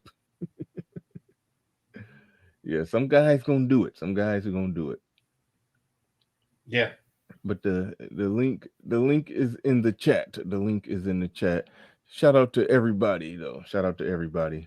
Appreciate everybody for stopping. Yeah, it is kind of. So when do you at least know how long ago this was? Because, you know, if it was a really long time ago, it would seem like they came out of nowhere. Like, you know what I'm gonna do? I'm gonna mess with Fresh and Fit today. Yeah, that's literally what happened. This video that Abby and Preach just did, they dropped it last night. Yeah, they dropped it last night, but like, when they were on on Fresh and Fit podcast, that was like 3 months ago. That was probably longer. You know, that was when Fresh and Fit was in the earlier stage of blowing up. So yeah, it's like they sat on that for a while, let them get a little bigger, and then said, "All right, now we about to clap back on their ass." So that's why I was like, it's a little Sidney Pettier. Now, do you think that something may have happened behind the scenes, you know, and it's just like, you know, something, we have the same rule that everybody else has, like, you know, don't knock the homies, but something happened to where they're not the homies anymore, and they like, okay, the gloves are off. You know, the ram has touched the wall. It's time to just clap back. Like, hey, remember this? You know, kind of like CK and Sinji. Like, hey, remember this from 5 years ago? You know. Hey, they do be doing that. Yeah. They'll be cool for 2 years, and then some shit will happen, and then it's like, well, okay, let me bring up the shit I wanted to say. Bring up the shit I wanted to say a year ago. Exactly. So there may have been like an off-screen trigger that just brought them to like this point. Like, okay, you know, I wasn't gonna say anything, but now, you know, since you done ate the last samosa, you know, I'm coming at you. There you go, bringing up samosas again. And god damn it, I always forget to do this. I gotta quit forgetting to do this. Those of you, because I know it was probably some new people in here that subscribe to Fresh and Fit or Abbott and Preach. Those of you who, if you're not subscribed to Game Changer, that's his link. All the 1,700 moderators I got, y'all are slipping on your pimping. You didn't drop the Game Changer's link in the chat not one time. You know that is customary when I got somebody on the show that the link should be floating through the chat room. I forgot to say it, and y'all forgot to do it. So make sure that if you're here, if you've enjoyed the commentary from Game Changer today and you're not subscribed to him, make sure you go and subscribe to Game Changer. Appreciate you. All right. And nobody wants to come up. Somebody says mods are getting lazy. Yeah, because they probably haven't been out modding enough. If you don't mod for a while, you get lazy at it. But there was a lot of interesting things that happened so far on the video. Mm-hmm. You know, I didn't see this side of Fresh and Fit before, and it is extremely damaging to people who don't really watch their content like that, so they don't see the other side. Like this would be their first impression. Mm-hmm. You know, like if you're somebody who watched the other two, but you don't necessarily watch Fresh and Fit, you know, you will be less prone to watch this. So it was definitely deliberate. I don't know if they're just one of those like people who like, oh, we don't have any rules, anybody can get it type dudes, or something happened that just sparked. No, they really not. They normally, well, see, the thing is, that's why I think I agree with you that it was something, because they are people who generally they're very calculated and very measured with, you know, with what they talk about, what they criticize. They're very precise, think before we speak type of guy. So that's why I was just sitting there thinking that, man, for them to come at, you know, Fresh and Fit, it does kind of reek of maybe, just maybe something went on behind the scenes and they just said, all right, well, fuck yeah, we taking the gloves off. That's sort of what it seems like. So yeah, no, you're definitely onto something by assuming that. But without further ado, we got the still notorious ARC in the building. What's going on? What's going on, bro? Well, I was waiting for Brother X to send you that notorious. He did. I just been lazy about. I was going to put like a video or something to it, because basically the way StreamYard work and the way I do it, every little thing I drop, every clip I drop, it got to be in video format. I don't think you can't do an audio format, but I that is coming. That is coming. Don't worry. It's coming down the pipeline. Okay. Now I'm gonna try not to be long-winded because I know you're about to wrap up, but I just wanted to quickly. Oh no, go ahead, take it. I was only gonna wrap up because nobody was taking the link. But no, if you got something to say, go ahead and get it out. Well, it mainly has to do with, because I've discussed this and clarified some things on my channel as it relates to tricking. Because I've had a few philosophical disagreements with a few content creators on YouTube related to tricking. Nothing real serious. Like one guy I'm real cool with that's definitely pro tricking, and I think you might have mentioned him in this live stream, maybe not. Big Mike from Max City Limits. Yep, did a great one-on-one with him. So yeah, shout out to Big Mike. Yeah, he's big on trick. But I saw somebody in the chat more so than anybody on the panel. I was watching the chat, and a couple guys said something to the effect of, now I don't know if I'm always included in the grouping of game dudes. Some guys have put me in that category, and other guys I noticed have not. So that's a category I kind of float in and out. Can I interject? Go ahead. I wouldn't put you in a category as a pejorative. And the reason, and as I was saying earlier before you got here, I don't really have a problem with dating coaches per se, or people who have the gift with the ladies. I don't. What I do have a problem with, and this is what you don't do, is those who criticize others in an attempt to push their agenda forward. And that's not something you do. You don't get on panels calling everybody else, something bad because they haven't mastered your particular product yet. So I do commend you on that. Well, thank you. I appreciate that. But yeah, so speaking of Big Mike, one time he was probably the first content creator. I remember I jumped on one of his I don't think it was a live stream, it was pre-recorded. But we had a brief section where we were talking about tricking. And I basically said, I don't per se have any harsh criticism of tricking if that's what guys want to do. My main thing has always been simply that in most cities, regions, and countries, and there's definitely exceptions, tricking is illegal. True tricking is illegal. That's where I'm at with it. Because tricking is just an informal term for solicitation of prostitution. That's what true. Now, see here, I notice here on YouTube, though, and this would be another clarification.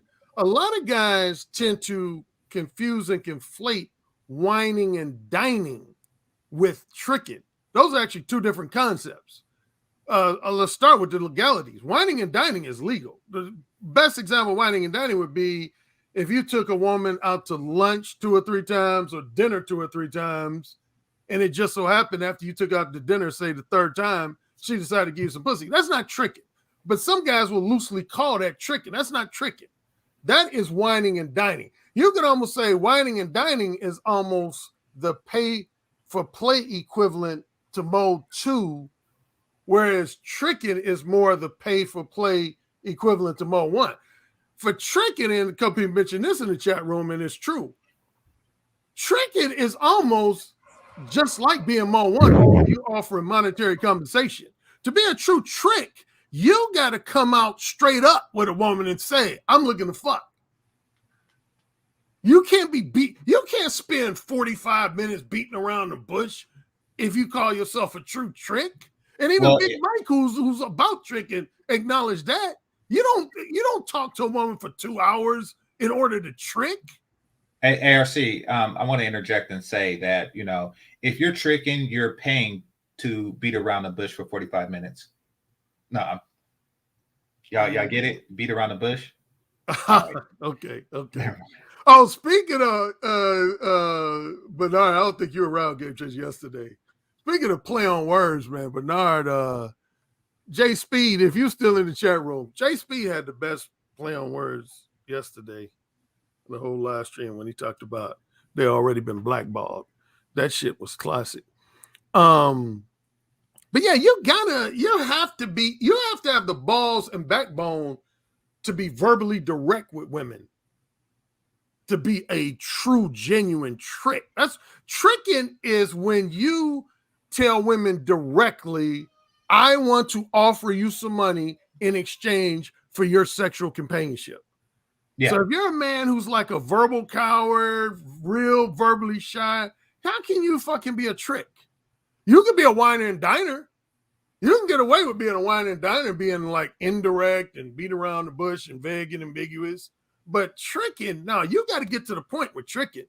But again, the main problem with tricking is that it's illegal. So for those people who say, like I saw somebody say, well, tricking saves time. So does Mode 1. You just ain't offering no money. But so does Mode 1. Yeah, it's just increasing the odds, with tricking. Provided that she is that she does sell and you buy. Yeah, I agree with that. Well, one area where you wouldn't necessarily have to be as bold, and I think this is how a lot of people trick nowadays, is basically they go to those it's basically websites for it, if I understand it correctly, and how it used to be. You talking about like Backpage? I know about Backpage, and I think some other ones may not be as popular as Backpage, but they've sprouted up. But I remember I had a guy named Jerry on my show who was a trick. You remember that? Remember you was on the show that time. Remember that guy who said he was a trick, but he hated gold diggers? And I was like, how the hell you tricking but hate gold diggers? Like, what's the problem with them? They charge too much? Yeah, but that's crazy. But when he was on my show, I remember I'd asked him before, how does he even go about that? Are you meeting these women are you just meeting women at Walmart and then just cutting right to the chase about that you want to pay for it? I was like, I didn't even understand how that worked. I assumed everybody was just using the apps or websites that's essentially there for that, which blurs that line of it being legal or illegal, because the chicks got on there, information, sometimes prices, but then they'll put some little disclaimer in there, but you know what the hell it's for and what it's about. But I did have a hard time understanding that. How do dudes actually approach women directly with that? I think they might try regular. They might try to get it just the traditional way. And if she start rejecting them and then they just cut to the chase about they'll pay for it, I think that could be how it worked. But that's something that I don't even exactly know how dudes go about that. Like, I'm talking about the card carrying tricks who here's the problem. And this relates, of course, to my Mode 1 philosophy. Here's why most, if not the vast majority of guys, resort to either tricking or whining and dining. Definitely tricking.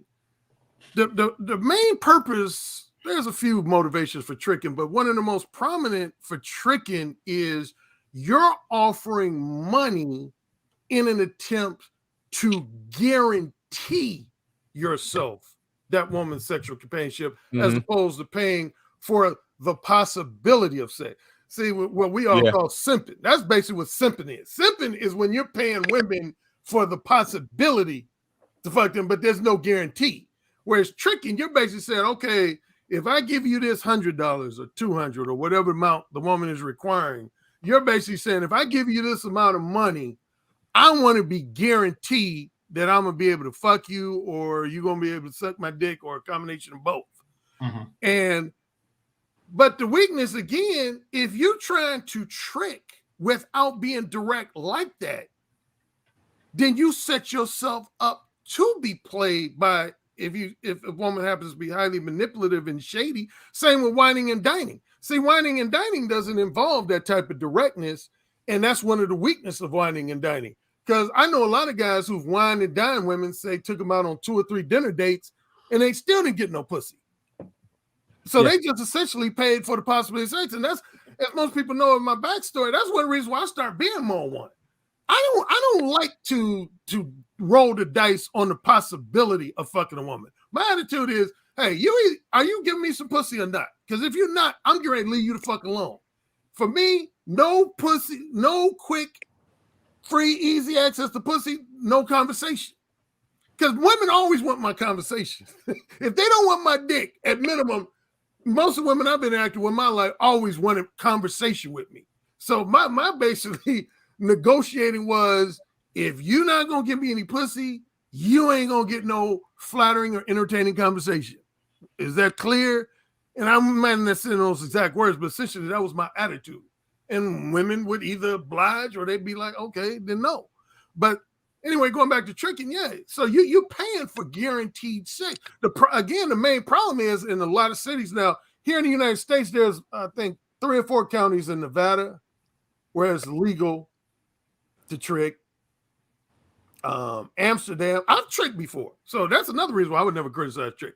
I can name at least 2 cities I've tricked in. I've tricked in Tijuana, Mexico, and I've tricked in Amsterdam. So I have tricked before. With women who can't speak English, all they know how to say is sucky fucky, I've tricked. Well, no, I mean, it makes sense, especially if you're away from the country, because, it's you're trying to build a rapport. You don't speak the language and everything. And, you can't really mold to them. You don't really have time to wine and dine for the possibility. So yeah, it does make sense. So yeah, I just wanted to, that's really about it. I just want to say, I've never had any, again, harsh, if people are able to circumvent, if they happen to live in an area where there are some legalities surrounding, most savvy guys do know how to usually circumvent the legalities that surround tricking. If you know how to do that, and if you're satisfied with the sex you're gaining from it, then I don't have no problem. I've never come down hard on tricks. My thing is, but again, to me, you got to be verbally direct to be a trick. You can't be no beat around the bush guy and tricking. So yeah, other than that, I'm sure your argument would be, and we're about to go to Cuda real soon, but I'm sure your argument would be that if you got to be bold anyway to trick and just put it right on the table like that, then you might as well just have that same balls out boldness and that's, just right. That's exactly what we talked about. That's half of why I came up here is to point that out. And you almost said it more simplified than I did. I was more long-winded about it, but yeah, that's what I'm saying. Is that because again, I saw at least a handful of guys in the chat room that were acting like, well, tricking is the most effective way in terms of being time efficient and not wasting time. And I'm sitting here like, well, shit, Mode 1 is time efficient. If you got the balls and backbone to execute Mode 1 behavior, well, I think offering money. I think what don't get said a lot, and I've had a couple people concede this point, is that even if they just bold and balls out about it, they can't get that quick turnaround sex from the women that they want. Just being bold, Mode 1, or just being very bold and direct about it without paying. Paying for it allows them to get the same type of turnaround and the same type of end result from the type of women that look the way that they want women to look like. It's convenient. When they have convenient. sex with them. It's really convenience. That's what it is. Yes. Yeah. Okay, like one more thing, and then I should have been handed to Kuda. Somebody said in your chat room, they said, well, I don't trick so much for the sex itself. I trick to make a clean break so that the woman has no confusion that I don't want any relationship and I just wanted to fuck. Shit, I do that with my one. I tell women up front, I say, hey, I ain't gonna never be your boyfriend. I ain't gonna never be your future husband. And sometimes I've even gone as far as to say, hey, after we fuck for a couple weeks, I don't want to hear from you after that. And some women have even said, oh, that's cold. That's merciless. Hey, I make a clean break with mode one. Whenever somebody make a comment like that, what they really they're trying to make a play on the same words that I believe that Charlie Sheen used when he said, I don't pay him for the sex, I pay him to leave. Mm-hmm. Like you ain't a celebrity. Women ain't clinging to your ankle like that you just gotta fight like that to get rid of them. So whenever somebody say that, I don't necessarily buy it. There are reasons to trick, but I don't think for most guys that ain't one of them to make sure that it's a clean break and separation. That's what Charlie Sheen would have to do. I think you're gonna have let's be real. This doesn't apply to the everyday person that often, but I kind of see where they're going with that, because like if a person mode to his way, he wined, he dined, and she has developed affections for him enough to want to sleep with him, but he just wanted to have sex with her the whole time. Then he has to deal with, okay, how do I get rid of all of the connections that I built with her, on her side. So I get that aspect of it, but it's still just another way of saying paying for convenience. Yeah, but let's all be real. If a woman is, say, in an extreme case, a mentally and emotionally unstable stalker type, obsessive stalker type, you think because you bought her some clothes or even gave her direct cash that she just not gonna stalk your ass? Right. If she's mentally and emotionally unstable? So you still ain't going, just because you gave some cash or materialistic gifts, you ain't gonna make no clean break. Anyway, well, hold on. I think the problem really is rejection, because even shout outs to Shane Vicious. He said tricking has a better success rate than mode one. The thing is that not every single woman that you want, you have to get them. You understand? Like that's where the rejection comes in. Rejection is a safety curve. Not every single woman that you want, you should be dealing with.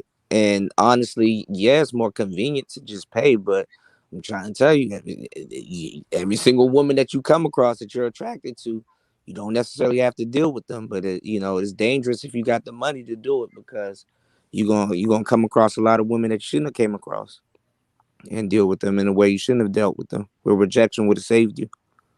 So. Well, I would add, in addition to that, one of the things I just talked about this on one of my recent videos. See, a lot of guys simply don't understand. You can't blur the lines, man. I know what I was talking about. I did a video where I was talking about there's a difference between a fuck buddy and a friends with benefits. I notice at least a small percentage of guys tend to use those terms interchangeably. But a fuck buddy is a woman that you just hook up with literally just to fuck. You don't be hanging out with her at the bowling alley. You don't be taking her to the movies and Prince concert and all that stuff. You just when you're horny, you call up and say, hey, what time am I coming through? And she says 8 o'clock. And you come through at 8 o'clock and you fuck her brains on, then you go back to the crib. Whereas a friends with benefits, that's almost like being in a boyfriend-girlfriend relationship without the commitment. You spending quality time with her both sexually and non-sexually. And see, that's when you run the risk of what I call blurring the lines, because you're making emotional investments. And that's when women catch feelings, man. When you giving them some good dick and you cuddling with them, hugging them, and spending all that non-sexual time, of course women gonna catch feelings for you and start looking at you like you their boyfriend. And again, that's where when I'm on one, again, some women and men have called it heartless, one even including one of my own cousins, but that's another story.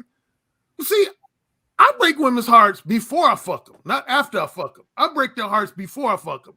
I tell a woman straight to her face, I say, hey, listen, I'm gonna let you know up front. You ain't got no chance ever of becoming my next long-term girlfriend. You understand that?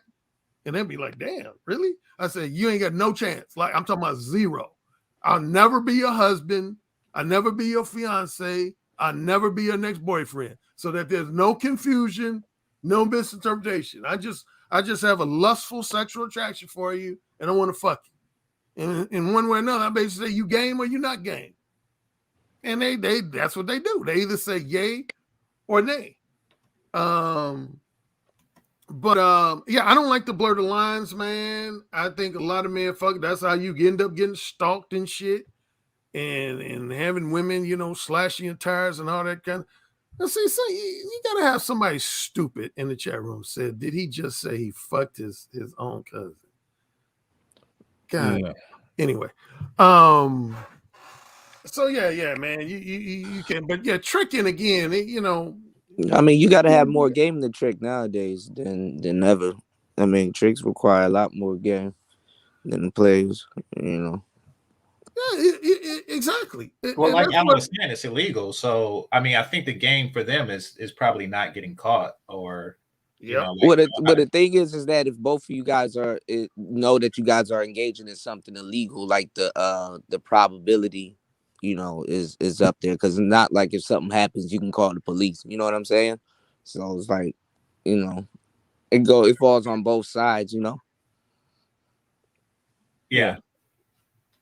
Well, real quick before we move forward, shout out to Crypto Boys. He says after the incident with Nina Unrated, this video, I'm not 100% sure.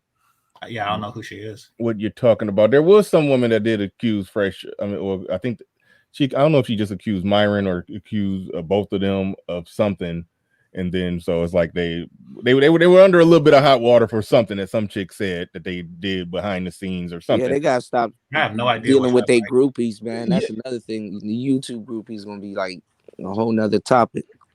Now, when did they officially start calling themselves Fresh and Fit? Not 100% sure. Because see, I don't know if you know, Bernard, but see, I was interviewed by Myron Gaines back in August. Yeah, it was this month last year, August of last year. But at that time, his banner was Unplugged Fitness. Yeah. And so I wasn't interviewed by him and his buddy. But we had actually, quick side story, we had a lighthearted tip because he was using my phrase "no free attention," and he was almost trying to act like he was one of the originators of that. And I came in his comment section. I said, "Oh no, bro," I said, "I was using that way before you." He said, "Yeah, I was using that. I've been using that for at least the last 4 or 5 years." I said, "Dude, I've been using that since 1988." And then that's when he shut up. He said, "Damn, well, shit, if you've been using that long, you the godfather of that concept then." I said, "You damn right I am." And that's when he invited me to come on his show. And then even his buddy, who I guess is the one who's Fresh, he had a couple videos too with, although he threw in social media. His was no social media attention. But he gave me a shout out. He said, "Alan, I know you the originator, no free attention. So I give you your props, man. But I always say no social media attention." But yeah, we had a good interview. But I noticed later on they start going by Fresh and Fit, and they just blew. Seemed like once they interviewed Kevin Samuels a couple times, and along with maybe a couple other factors, they just all of a sudden blew up. Yeah, Kevin Samuels gave them a bump, no doubt. They were already. They were already trending that way. They were putting the work in. They changed their whole set, the studio, everything was solid and professional. And then once they got the shtick of getting, you know, the local Instagram chicks or OnlyFans chicks or just random chicks walking around in Miami come on their show literally every night, 6 at a time. Like, so I mean, once they got on that, then it was to the moon after that. So yeah, they'll be trending towards 1 million subs real quick. Mr. Shane Vicious in the building. He says about a quarter of the women on Facebook are, I don't know what SWs are. Sex workers. That's not accurate. I would think that's come on, man. A lot of women y'all wouldn't think they out here doing stuff. Well, yeah, of course, there's a lot of women that's doing it, but a quarter, like, do you they realize substituting their dating pool for it these days? Well, okay, here's the hold on, real quick. Here's the problem with what he's saying. I think like it's actually more. I damn near half the population got a Facebook page. Yeah. So that's the problem with what he's saying. Yeah, if he said like Tinder or Grindr or something like that, I'd go with it. But Facebook is too general. Like, people have it, like kids have it. So like it's Facebook, not really, Facebook got like 2.5 billion or like close to 3 billion members. Like no, it's not a quarter. It's a lot though, and it's a lot of people who you wouldn't suspect. No, but see, on Facebook is different though. When you on them other websites, you can at least, I mean, you can be more ratchet on them other websites. Facebook is like a home site, kind of, like, if you think about it. But I see what he's saying. When half of the general population got a Facebook population in general, is likely sex workers for that to be true. Yeah, like you might as well say a quarter of the women that drink bottled water on Earth are sex workers. Like, it's almost like that's almost that outrageous of a statement. It's a lot of women that are square that is doing that though. Yeah, we get that, but I'm sorry, the numbers matter. When you put a number on it and you say a quarter of the women on Facebook and half the women are on Earth, half the women on Earth are on Facebook, you can't. That's an outrageous statement. But he said his female friends though, not in general. No, he said about a quarter. Oh no, he says my women. Facebook. Oh, okay, good. I skipped the most important word on his Facebook. Okay, cool. No problem at all. Then my bad. Well, see, here's the thing you have though, and why his comment is probably valid. And I actually wrote an article related to this when I used to write for O'Shea's site, the Negro Manosphere. You got your what I would call your true legitimate sex workers, which would main three in there would be street prostitutes, medium tier professional call girls, and upper tier upscale erotic escorts. But then you got a lot of women, and this kind of falls in my archetype of the erotic hypocrite. You got some women out here that are just, you could say, just regular women. Dibble dab. They don't want the label, the official label or title of street prostitute or call girl or escort, but they essentially operate, or at least try to operate like one. And so in that sense, I see what Shane Vish is saying, because there are a lot of women who will try to, on the quiet tip, so to speak, will try to operate as, I called it in the article I wrote for O'Shea's site, covert call girls and covert prostitutes. Mm-hmm. Again, they ain't out walking the streets, or they don't have an ad. They didn't have ads on Backpage, anything like that. But you would just meet them, say at a party, and you get to talking to them, they'll say something like, well, you got to make it worth my while for me to want to spend time with you in an intimate manner, if you know what I'm saying. And they putting it out there that you got to pay to play. And with that group, it's just nowadays, you got this thing, OnlyFans and shit. And yeah, these women are just popping up like all over the place now. Well, I think the way a lot of guys circumvent that boldness that they probably don't have, just out there in the real world, approaching a woman and being real direct about tricking, or just being just very direct in a mode one type of way. I think the way a lot of guys circumvent that is that online aspect of it. You could type into an inbox some, that you're willing to pay for it, and then just throw it out there and just, cast a rod out there, see what happens, see what you pull back, So I think there's a lot of guys doing that. So that's one aspect of it. And yeah, you super chatted again. My bad, Chain Bitches. I missed the word my. I do believe that's possible if you're talking about your personal Facebook page, that a quarter of them are probably, not card carrying sex workers, but if a dude show up with $200, $150, they'll go ahead and get down. I can't help but notice Shane Vish's most interesting avatar, highlighting another dating coach. I didn't want to I seen it, but I wasn't gonna say it in your presence. But I thought you have no idea, ARC. I be having your back in ways that you don't know. He had something very that would be very offensive, slanderous, and even probably punishable by law. And like I made him change it. I made him change it when he come on my show. He had mode 1 under AMS with AMS face on it. I was like, dude, you can't come here with that. He had my logo underneath AMS picture. Something like that. Yeah. He was. Yeah, you were right to get in his case. I just did a video on that's trademark. That's a serious legal crime. Yeah. Logo, especially with that motherfucker.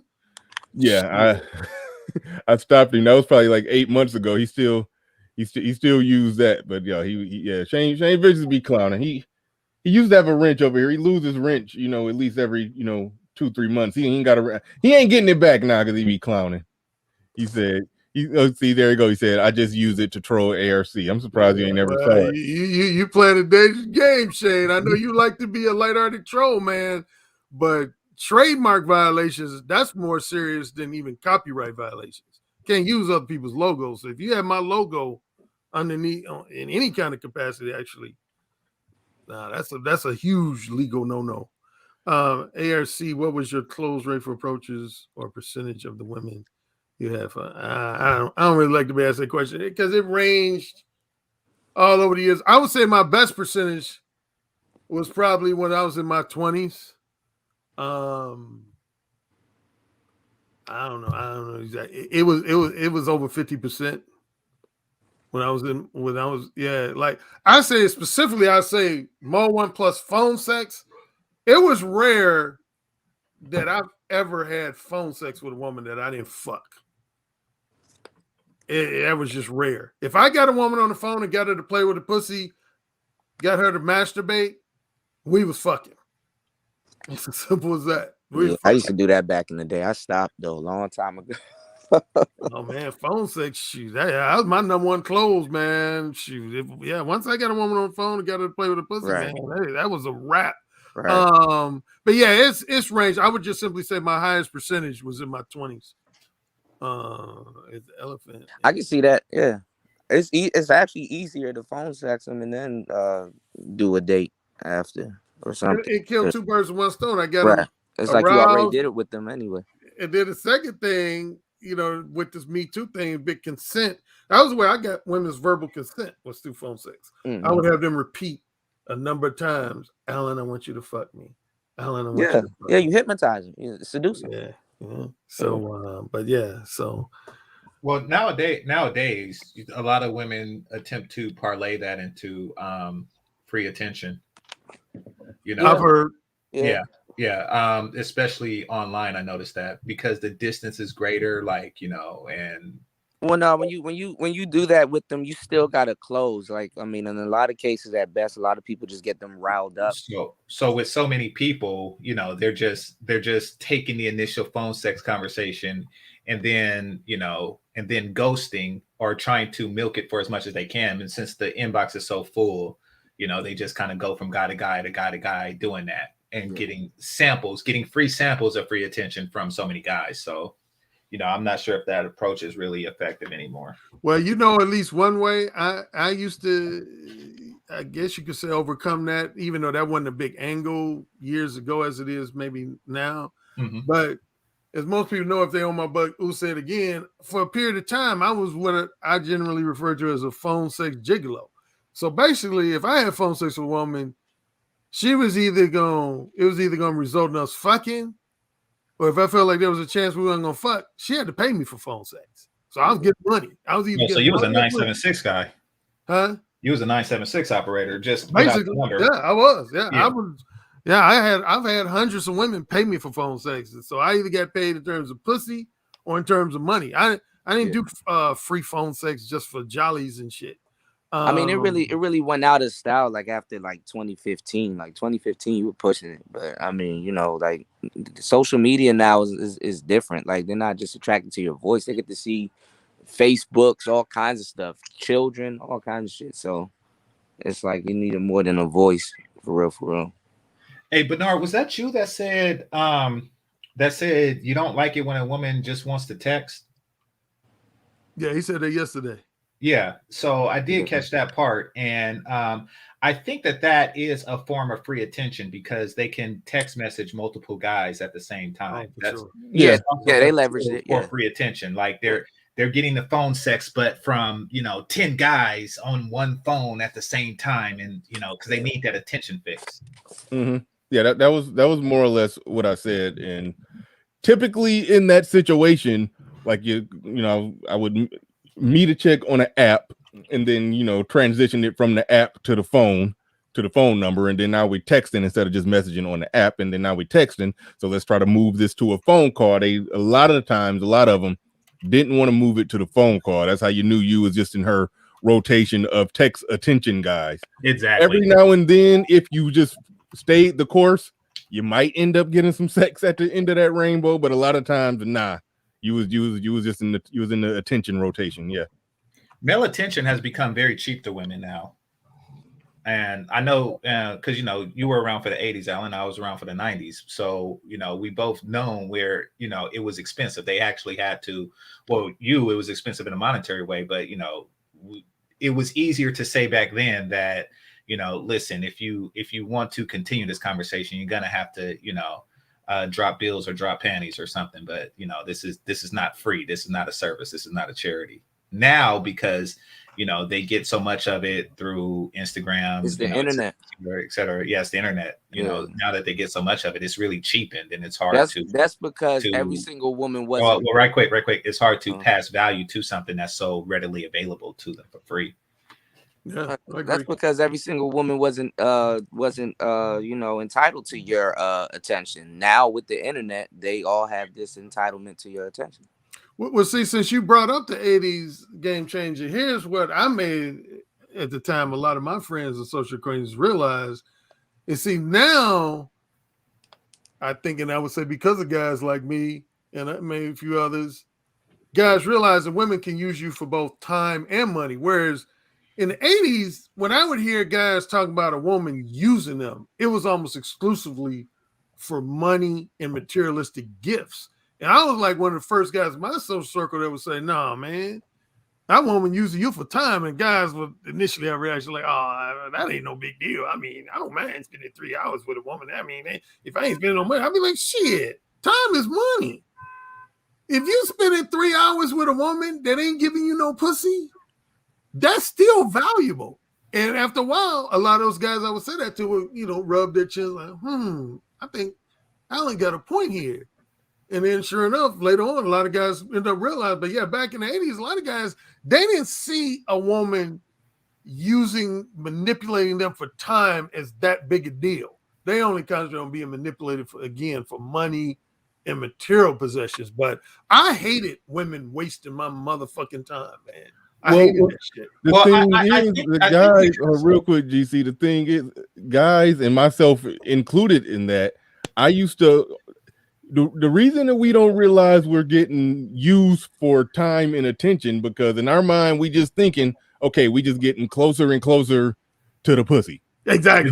But the reality is, and I didn't even realize this till you started breaking it down. It's exactly where she wanted to be. She's already planted her flag. She got your non-sexual attention. And so it's no next level for her. It's no next level. She's getting exactly what she wanted from you. No, but I didn't realize that. I was dumb enough to think that, okay, this is the amount of time it apparently takes to get sex from this woman. So I'm just going to go through this process. Damn, it's taking a week. Damn, it's taking this long. It's taking that long. And then, well, it's the reverse of pump and dump. Like, you don't realize it until after. I think when you're young, you haven't hit that phase to where, like, and you just look back and calculate it like, wow, I spent a lot of time on these non-sexual interactions, but you come to a point in your life where you're like, yeah, that was a lot of time wasted. But you don't really see it, like you say, because you're in the pursuit of it. You still think you're going to get it. Yeah, other than the women that actually, I haven't had that many damn girlfriends. So just take an actual girlfriend off the table. Mm-hmm. If I had to add up the total, and just the reason I say I haven't that many girlfriends because I was in a long ass marriage for a while, and then now I'm in a relationship now. So in between that, it was just chicks I was just messing with. But if I had to add up the total cost of time and money spent on women that I didn't have sex, money spent on women I did have sex with, the women I didn't have sex with, it was probably more money and possibly more time as well. So that's the killer with it when you really break it down.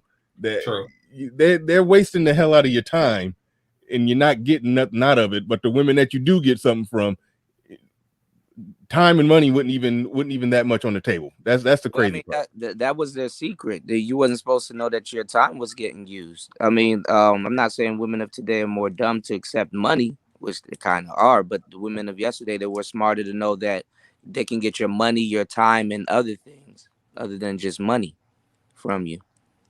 So. But go back to that point you made, but that's so true, because a lot going back to those guys I was talking to in the 80s, that usually was their justification. They would say, but Alan, man, I'm that much closer. I'm that much closer. Right, they dangle it.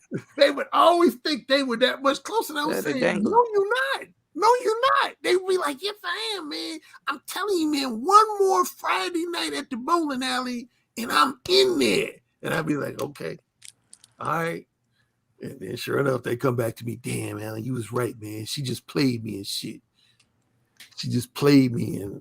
But yeah, man, women love that non-sexual time, attention, and companionship. And since we brought up that other dating coach, of course, everybody know that's the number one talking point. You can say he just flat out stole from me after criticizing me, but that's another story for another live stream.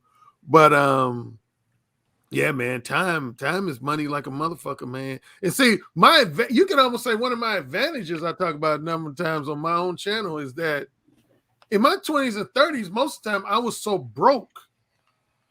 Most people say there's no perks or advantage being broke. I can give you at least one. When you're broke, you can't be used for money. No one, I can't name to me any times that a woman used me for money or material possessions, because I didn't have none of that shit to offer for a woman to use me for. So if they was going to use me for something, it would have been just my non-sexual time, attention, and companionship. Mm-hmm. All right, I can barely even understand what the hell Dollar. Shout out to Dollar Wash. Appreciate the follow. Super chat. I can barely understand what he's saying. He said, "I'm gonna say this. That's once. Yeah, it's the elephant in the motherfucking room. There are two types of men in this world: men who love women and men that are buying. I think. Wait, are." Men that are loved by women. Men that are loved by women. Okay. Men who love women and men who are loved by women. Okay, got it. All right. I think there's both. Yeah, I think both of those exist, and there's some other types of men that exist on the spectrum as well. But there's also neither, like men who don't love them and aren't loved by them. Like, yeah. All right. Shout out to Dollar Wash. Appreciate that. We're about to wrap this up pretty soon. Actually, you know what? All right, Mel. I was about to wrap it up and not bring you up, but I'll let you go on and get your shit off, man. Go ahead. Good morning, fellas. Good morning, everyone, man. Happy Sunday, man. Good morning. Good morning, Mel. Yeah. What's up, Mel? How's it going, brother? How's it going, man? How you doing, Mr. Curry? Yeah. Let me give Mel a quick shout out, man, on somebody else's live stream. Mel had my back, man, so he gonna always get props from me, man. I had some haters coming my way. You could shout her out. You could my back big time. She wasn't hating on you. You could shout her. You could shout out Sweet Melody Speaks. Well, no, I don't have no problem with Sweet Melody herself. No, she wasn't hating on me, but it was on her live stream that I had actually a handful, but there was one guy in particular. I ain't gonna say his name, but I was there. He was hating, but Mel he be technically Batman robbing his butt. Mel, one of your biggest fans. He didn't come up here to join the conversation. He just wanted to touch the hem of ARC's garment. That's what he came up. Yeah, I admit that shit, man. Shoot, man. Man, see my idol, man. Fuck that shit. I admit that shit. You killing me with these creative witticisms you got. Certain dudes in the black management, man, say, yo, I love, man. You know what I'm saying? Word, you know what I'm saying? So I can admit that shit. I don't give a fuck. Word. Go ahead, man. What you got on the topic before we get up out of here? Yeah. I seen the video with admin priest. It was kind of shocking, but I can understand both perspective aspects on it, but there's also some dark sides that I think each one of them don't understand about it also too. In the defense of admin preach, how they understand the tricking aspect, they mostly talking about guys that's, you know what, yes, I do know this, that they know that they're paying for play. Those are guys that probably don't do it on the regular. They probably just do it like twice a month. Some of them are married and even have financial stability also too on the regular do it like that. So they don't care. Like, you know, sometimes they don't want to go see a woman in the club or street, put that verbal work, and they just want to hit it and quit it as much as possible. Here's the money, there you go, and stuff. But they don't understand the dark side about it. What, you know, Fresh and Fitz try to tell them. There's some dudes that don't have the confidence to go up to women, don't put in the work, so they trick on the regulars, you know, too much, paying for play, and it could be like an addictive drug and stuff. You know. Hey, quick question. You from New York? Yeah. Okay. See the accent, right? Yeah, I hear that New York accent. Yeah, I mean, what's going on nowadays? People just trying to replace their dating pool with the pay for play thing. Exactly, and you know that's a bad thing. I admit I was guilty of this in my past, you know, years ago. Yeah, that's what, you know, made me draw the more one so much shit. So you know, there's no balance. You know, they got dudes that's. Wait, let me ask you this: would you say you successfully replaced your dating pool with women that you ultimately just paid for sex? Like, were you that was the only way you got sex, by paying for it, essentially? It was like 50-50, but you know, at the time frame, I kind of did it too much in my past. That's what I'm saying. That was before led me to the manosphere and stuff like that. Yeah. How much was too much? How often were you doing it? I would say at least like about 80% and stuff.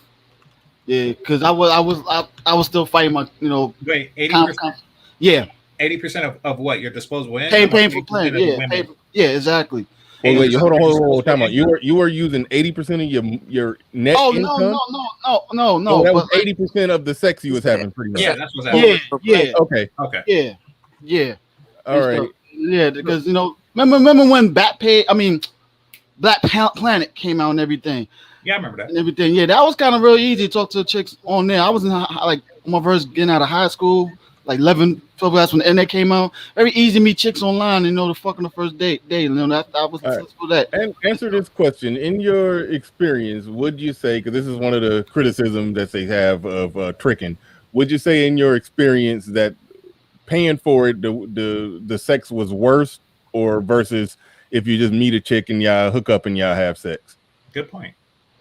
Which is worse? It depends. That's what I'm saying. If you do it too much and then look for a safe relationship, so like think of it as like, if remember Pretty Woman, every guy that do it that way thinking they could be like a Richard Gere, and it has happened a couple of times, like not with me, but guys that want to be clients, want to have serious relationship with they with the escorts and everything.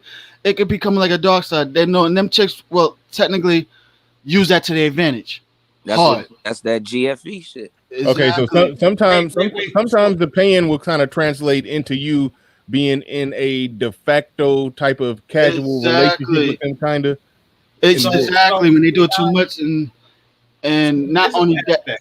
That's not talked about. Them dudes get a taste for those. We keep talking over each other, Mel. But the physical. Yeah, no worries. That's me. The physical aspect of it is it seems like it is like either the same or better, because they're doing it making you want to be their full-time mate. You know, like they're kind of using that as a gateway to get you addicted to them. I mean, am I mistaken? Yeah, that happened too. Yeah, because they do that to their advantage also too. Yeah, with the women, they know that when you're being so ultra generous like that they use that to their advantage and stuff like that. I got like that my damn self in my beta male days. So is the sex physically the same or better or worse, or because what they're trying to do? Well, what people are trying to do is they're trying to paint a narrative that, you know, if you pay for it, they just kind of lay there and make sure you don't enjoy it, you know. But from what you're telling me, you really enjoy it so much that you want to, you know, that you, at least in the past, wanted to make it a more permanent arrangement. Yeah, it depends on the girl. That's another thing about it. Exactly. The only thing is, like, you know, I would agree with Fresh and Fit. It's still not that natural desire. It's pay for play. But in the guy's mind, especially me at the time, my beta male days at the time, I didn't see the difference like that. Like, you know, yeah, like. Well, I got something to interject on that. Some of these dudes want to kiss. Y'all about to be kissing prostitutes? No. That happens. That's what I brought up earlier. You know, yeah, that's what I brought up earlier. Yeah, ARC, you were trying to jump in. Hold on, I want to see what Well, ARC that's one thing. What Kuda #1 brought up a good point, because most professional sex workers, they don't allow tongue kissing. That's a huge no. Now, I talked about some women who are not necessarily professionals that also be looking to get, you know, paid for play. They will probably go ahead and tongue kiss you, but most true professionals, they're not going to do it. But what I was going to say, as far as GC's point about if you pay for sex, does that make it more enjoyable, less enjoyable, somewhere in between? I think it could go all over the place, but I mentioned this one time on my channel. See, a lot of guys, some guys, not a lot, I should say some guys think tricking is almost automatic, but it's actually not. Like, when I lived in Los Angeles, there was a couple of my buddies one weekend, that wanted to go tricking with some street prostitutes. And every prostitute was turning them down. And then finally, their pimp came along. He didn't even look, not that there's any one look of a pimp, but he you know, no one on the colorist issue, for those guys like to bring up complaint. He's a light-skinned dude, you know, wavy hair, dressed real nice. But anyway, without getting a long story, we was talking. He said, "Hey man, what's your name?" I said, "Alan." He told me his name. And I said, "Man, why my buddies keep getting rejected?" He said, "Oh man, I don't let my girls fuck no brothers, man. No, Yeah, I seen that. I said, "Really? Are you serious? And you black yourself?" And you? He said, "No, man." He said, "There's two reasons. One is because some brothers, they like to get, you know, overly physical and overly aggressive. That's where I got to come into play." He said, and my secondary reason, he kind of smirked. That's all. What's up? He said, "Well, to be truthful, man, some of my women be feeling these brothers, man. They actually be enjoying it. See, and that don't serve me well business-wise." And see, that's what I learned about. I did a thing where I was distinguishing between prostitutes, call girls, and escort. See, with street prostitutes, you pay by the orgasm. So from the pimp's perspective, he wants them to finish up quickly as possible. Matter of fact, I was talking about a trick on one of my videos. I said a lot of prostitutes, what they try to do is they'll try to quickly jack you off to the point of orgasm, so they don't even have to go through with intercourse, and then it's over. Whereas a call girl, they charge by the half hour or the hour, and then upscale routing escorts, they charge by the day, the weekend, or the week. So they all have different levels of how they charge. But yeah, street prostitutes charge by the orgasm. But yeah, it was interesting that this pimp said, he said, "Yeah, man, you know, some of my girls, when they, you know, these brothers come banging them, man, they actually be enjoying, they be in the room for like over an hour." He said, "Man, I can't have that shit. I ain't making no money doing that shit." And I just kept saying to him, so I said, "So you discriminating against your own race and gender?" He said, "Hey man, I'm a businessman." I was just about to say, you made a business decision. He said, "I'm a businessman, man. Fuck all that race loyalty shit." He said, "I'm a businessman, man." But Mr. Curry, I've seen that on American Pimp, like that old HBO special. They did say, a lot of the pimps there did say that they tell them not to mess with brothers, because some of them be pimps themselves, and you know, they just rather not have that hassle. Like, they have rules against it, like don't look at them and all kind of stuff. Yeah, another factor that also too is the stereotype of majority of us brothers, how we fuck a chick and shit like that. Shish, we break their orgasm and shit, and then they be done for the night. and shit. I had a couple of chicks myself, back in my past who I fucked them way better than their own boyfriends on the side. And it was like, damn, you broke my pussy and shit. Even though she liked it, but yeah, that happens. Yes. But also too, I wanted to add what Mr. Curry was saying. Also too, you got now these days. There's online escort reviews. Like the clients review the escorts and they tell their dark side stories of problems when they pay for like their time, but they work like a street prostitute. Like they pay for 30-minute session, but they get them off within 5 minutes like a street prostitute to get that orgasm and they out, or even set them up to be robbed or something like that. Do that also too. But yeah, these escorts now they try to work like a street prostitute. Some of them like the low level escorts. Yeah, I was gonna say you said low level, man. That's some shady shit, man. That they but yeah. Oh, I was gonna also say to Game J's point, yeah. So that's one instance where you could say some of these women were given enjoyable sex, probably genuinely enjoying themselves. Now, on the opposite end, I've had at least one, if not two, experiences. Like I admitted, I've tricked with foreign women who couldn't understand or speak fluent English. And I remember when I was in Amsterdam, there's government regulated, which is cool because they can't, the price is the same. It was like, at that time, it was 50 euros for 20 minutes. It was 50 euros for 20 minutes. Hold on. That's high. Wait a minute. I thought you said 50-year-olds, like 50-year-old women. 50 euros. I was like, goddamn, so you tricking with 50-year-olds? Okay. Yeah, euros, their currency. It was 50 euros for 20 minutes. I actually got you can say a little discount. I actually had a threesome with two women for 90 euros for 40 minutes. But with the one, I did a one-on-one with this woman, and I could tell she just wanted that money. She kept hurrying me up, and I didn't even finish. I just was like, no, fuck this. And she was like, she started speaking in German or Dutch or whatever. I didn't understand her, but she could tell by my attitude. I was like, no, I ain't into this. I can't talk dirty to your ass. I can't, because see, that's how I create that lustful passion with the women I deal with, man, is with you want to get them in rare form. Huh?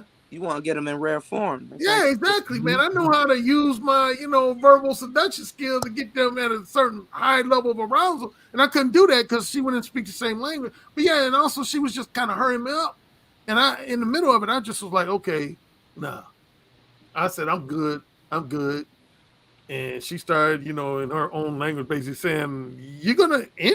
You're going to stop? You're not finished? I said, I'm good. I said, keep the cash. I'm good. Have a great day. I'm good. That's why I understood. You're gonna turn around and get offended. Right.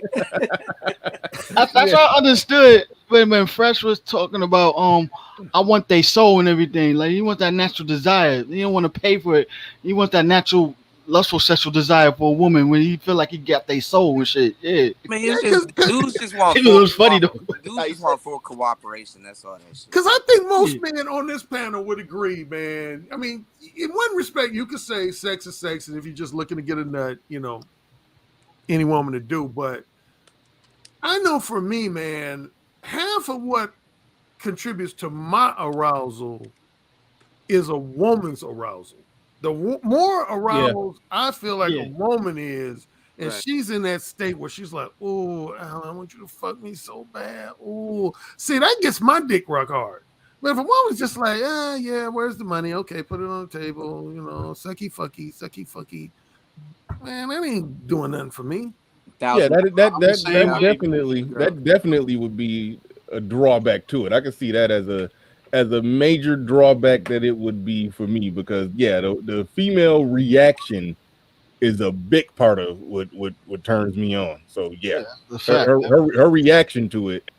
Yeah, so I could see that, but I can understand how some dudes may not need that, or maybe okay if they're even 50% sure she probably faking it.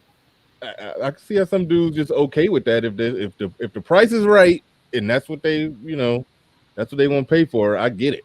You know, I mean, I can understand that, but Yeah. overall, I'm with you. Overall, I'm with you. I mean, that's just a part of the service. I mean, a prostitute selling you her sexuality. That's not a part of it. You know, attitudes and hey, give me the money and you know. Mm-hmm. Anybody other than me been to Tijuana? No, I've been to the Philippines, not Tijuana. Okay, well, I don't want to disparage my Hispanic brothers, man, but comparing that to say Amsterdam, I would tell you, if anybody tempted to go down there, when I was down in Tijuana, man, they allowed just random dudes, you know, guys who live there to just hang around where the streetwalkers are. And man, them dudes be looking at you like at minimum, like they want to beat your ass, and at maximum, like they want to kill you, man. They have such disdain, and you can hear them mumbling of basically like stuff like you fucking gringo. Why is that? Because they don't like the idea of Americans coming from the States and just fucking their women for you know, cheap money. They don't like that. It's like similar to the days of, I can imagine that, the conquerors, when conquerors used to just go and conquer people's land and then just fuck their women, you know. Well, yeah, and, I could see it. I could see a number of reasons why they wouldn't. I mean, you know, that's definitely one. It seems Like, like you know, pimping would be a very strong game to play down there if that's the case. If the economics of that particular place is just so to where somebody walking around with American dollars, I can see how the men would be like, no, fuck that. We about to take charge of this thing. Yeah, y'all about to get these American dollars, but we about to take control of it and manage it.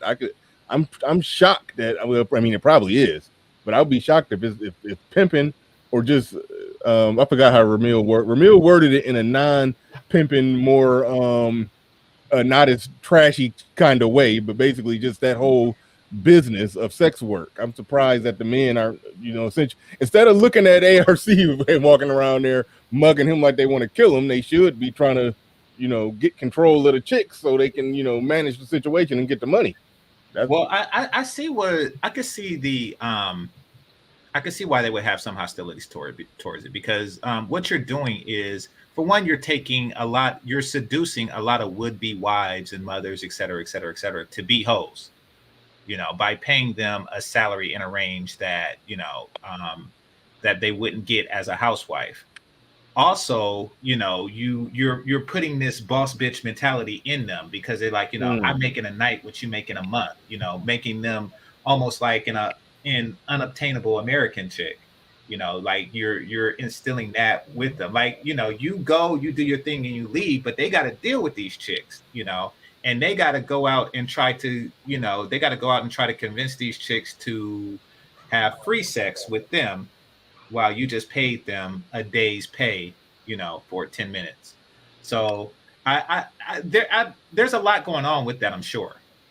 It's almost like, oh, sorry, I know you finished. Oh no, I was just gonna say it's kind of like if there was just like a super class out there, you know, or a super nation out there that's, you know, more first world than we are, and, you know, they were paying chicks $10,000 a pop. Is in, you know, so many of our girls are just taking the offer to where it's like, oh, how can you properly establish a relationship with a woman who's chronically being offered $10,000 a pop? Yeah, that's another point. It's almost like another perfect example how Uber came and changed the transportation business and changed the market of it and stuff. Yeah, like, you know, and yet they're not admitting that they are a transportation company, they're a technology company, but you still change the market business of how we did transportation and stuff. And not only that, they already know how American women is over here too. So now you're trying to force the American views over here with our women. Oh, nah, and everything. Yes. So yeah, that's just like I mean, there's many stories along this lines, but here's one. Like when I was on a cruise a couple years ago, went to Cartagena, Colombia, and if you've been there, of course, you know they had this wall with these little medium-sized cannons. And so I was on the tour, and some Caucasian people were like, wow, what are these cannons? What, you know, what's the story behind this? And the dude was leading the tour. He's pretty down. He pretty much talked like a brother. He didn't talk too formally. He talked real. It get to the point. He first he asked. He basically was like, can I talk to y'all real? Y'all not blushies, are you? And everybody's like, no. He said, well, I'll put it like this, centuries ago, guys from Spain and even Italy, and then one or two other countries, said they just came and raped our most beautiful, sexy women. And that's why you got all these mixes. And he said it got to a point where the guys got tired of it. We said, man, we ain't gonna take this shit no more, man. Guys from other countries just coming over raping our creme de la creme of women. So that's the story behind these cannons you see. The guys was like, man, come again and try to rape our women and see what happens. But that's how it went down in the age of the conquerors, man. Dudes was just going to other countries, just like, yeah, I'm gonna take your shit. That's your real estate. Okay, let me get that. What? That's your material possession. Let me get that. That's your bitch. Let me get her too. Yeah, Zero is real good at talking about that. Like he break down how weapons were created more so for other men than what they were created for animals. Basically, they didn't start making weapons just to kill animals. It was basically just other men coming from somewhere else. Yeah, punking them. Basically, yeah. to prevent people from coming just punking you and taking your shit, including your women. And I like the way he put it in such raw. And of course, the conservative white people that on the tour looking like, oh my God, I ain't never knew that. Oh my God. Yeah, weapons intimidate men more than animals, like especially looking at it. We know what they can do. Yeah, that's what I'm saying. Yeah, seeing what it can do. Yeah. Yep. All right. Yeah. I was planning on wrapping it up at a little sooner, but hey, conversation got interesting, so we went on and rocked with it. But look, man, I like to thank everybody who came up on first, thanks Game Changer getting up extra early on the West Coast to do shows with me on the weekend. I appreciate that. I know that's not an easy task all the time. So, man, definitely appreciate you. Appreciate ARC, Kuda, and Mel for coming up on the panel. Everybody in the chat, thank you to all of y'all. Everybody who share, subscribe, hit the Cash App, Super Chat. Appreciate each and every one of y'all. And we are out of here. Peace. Peace.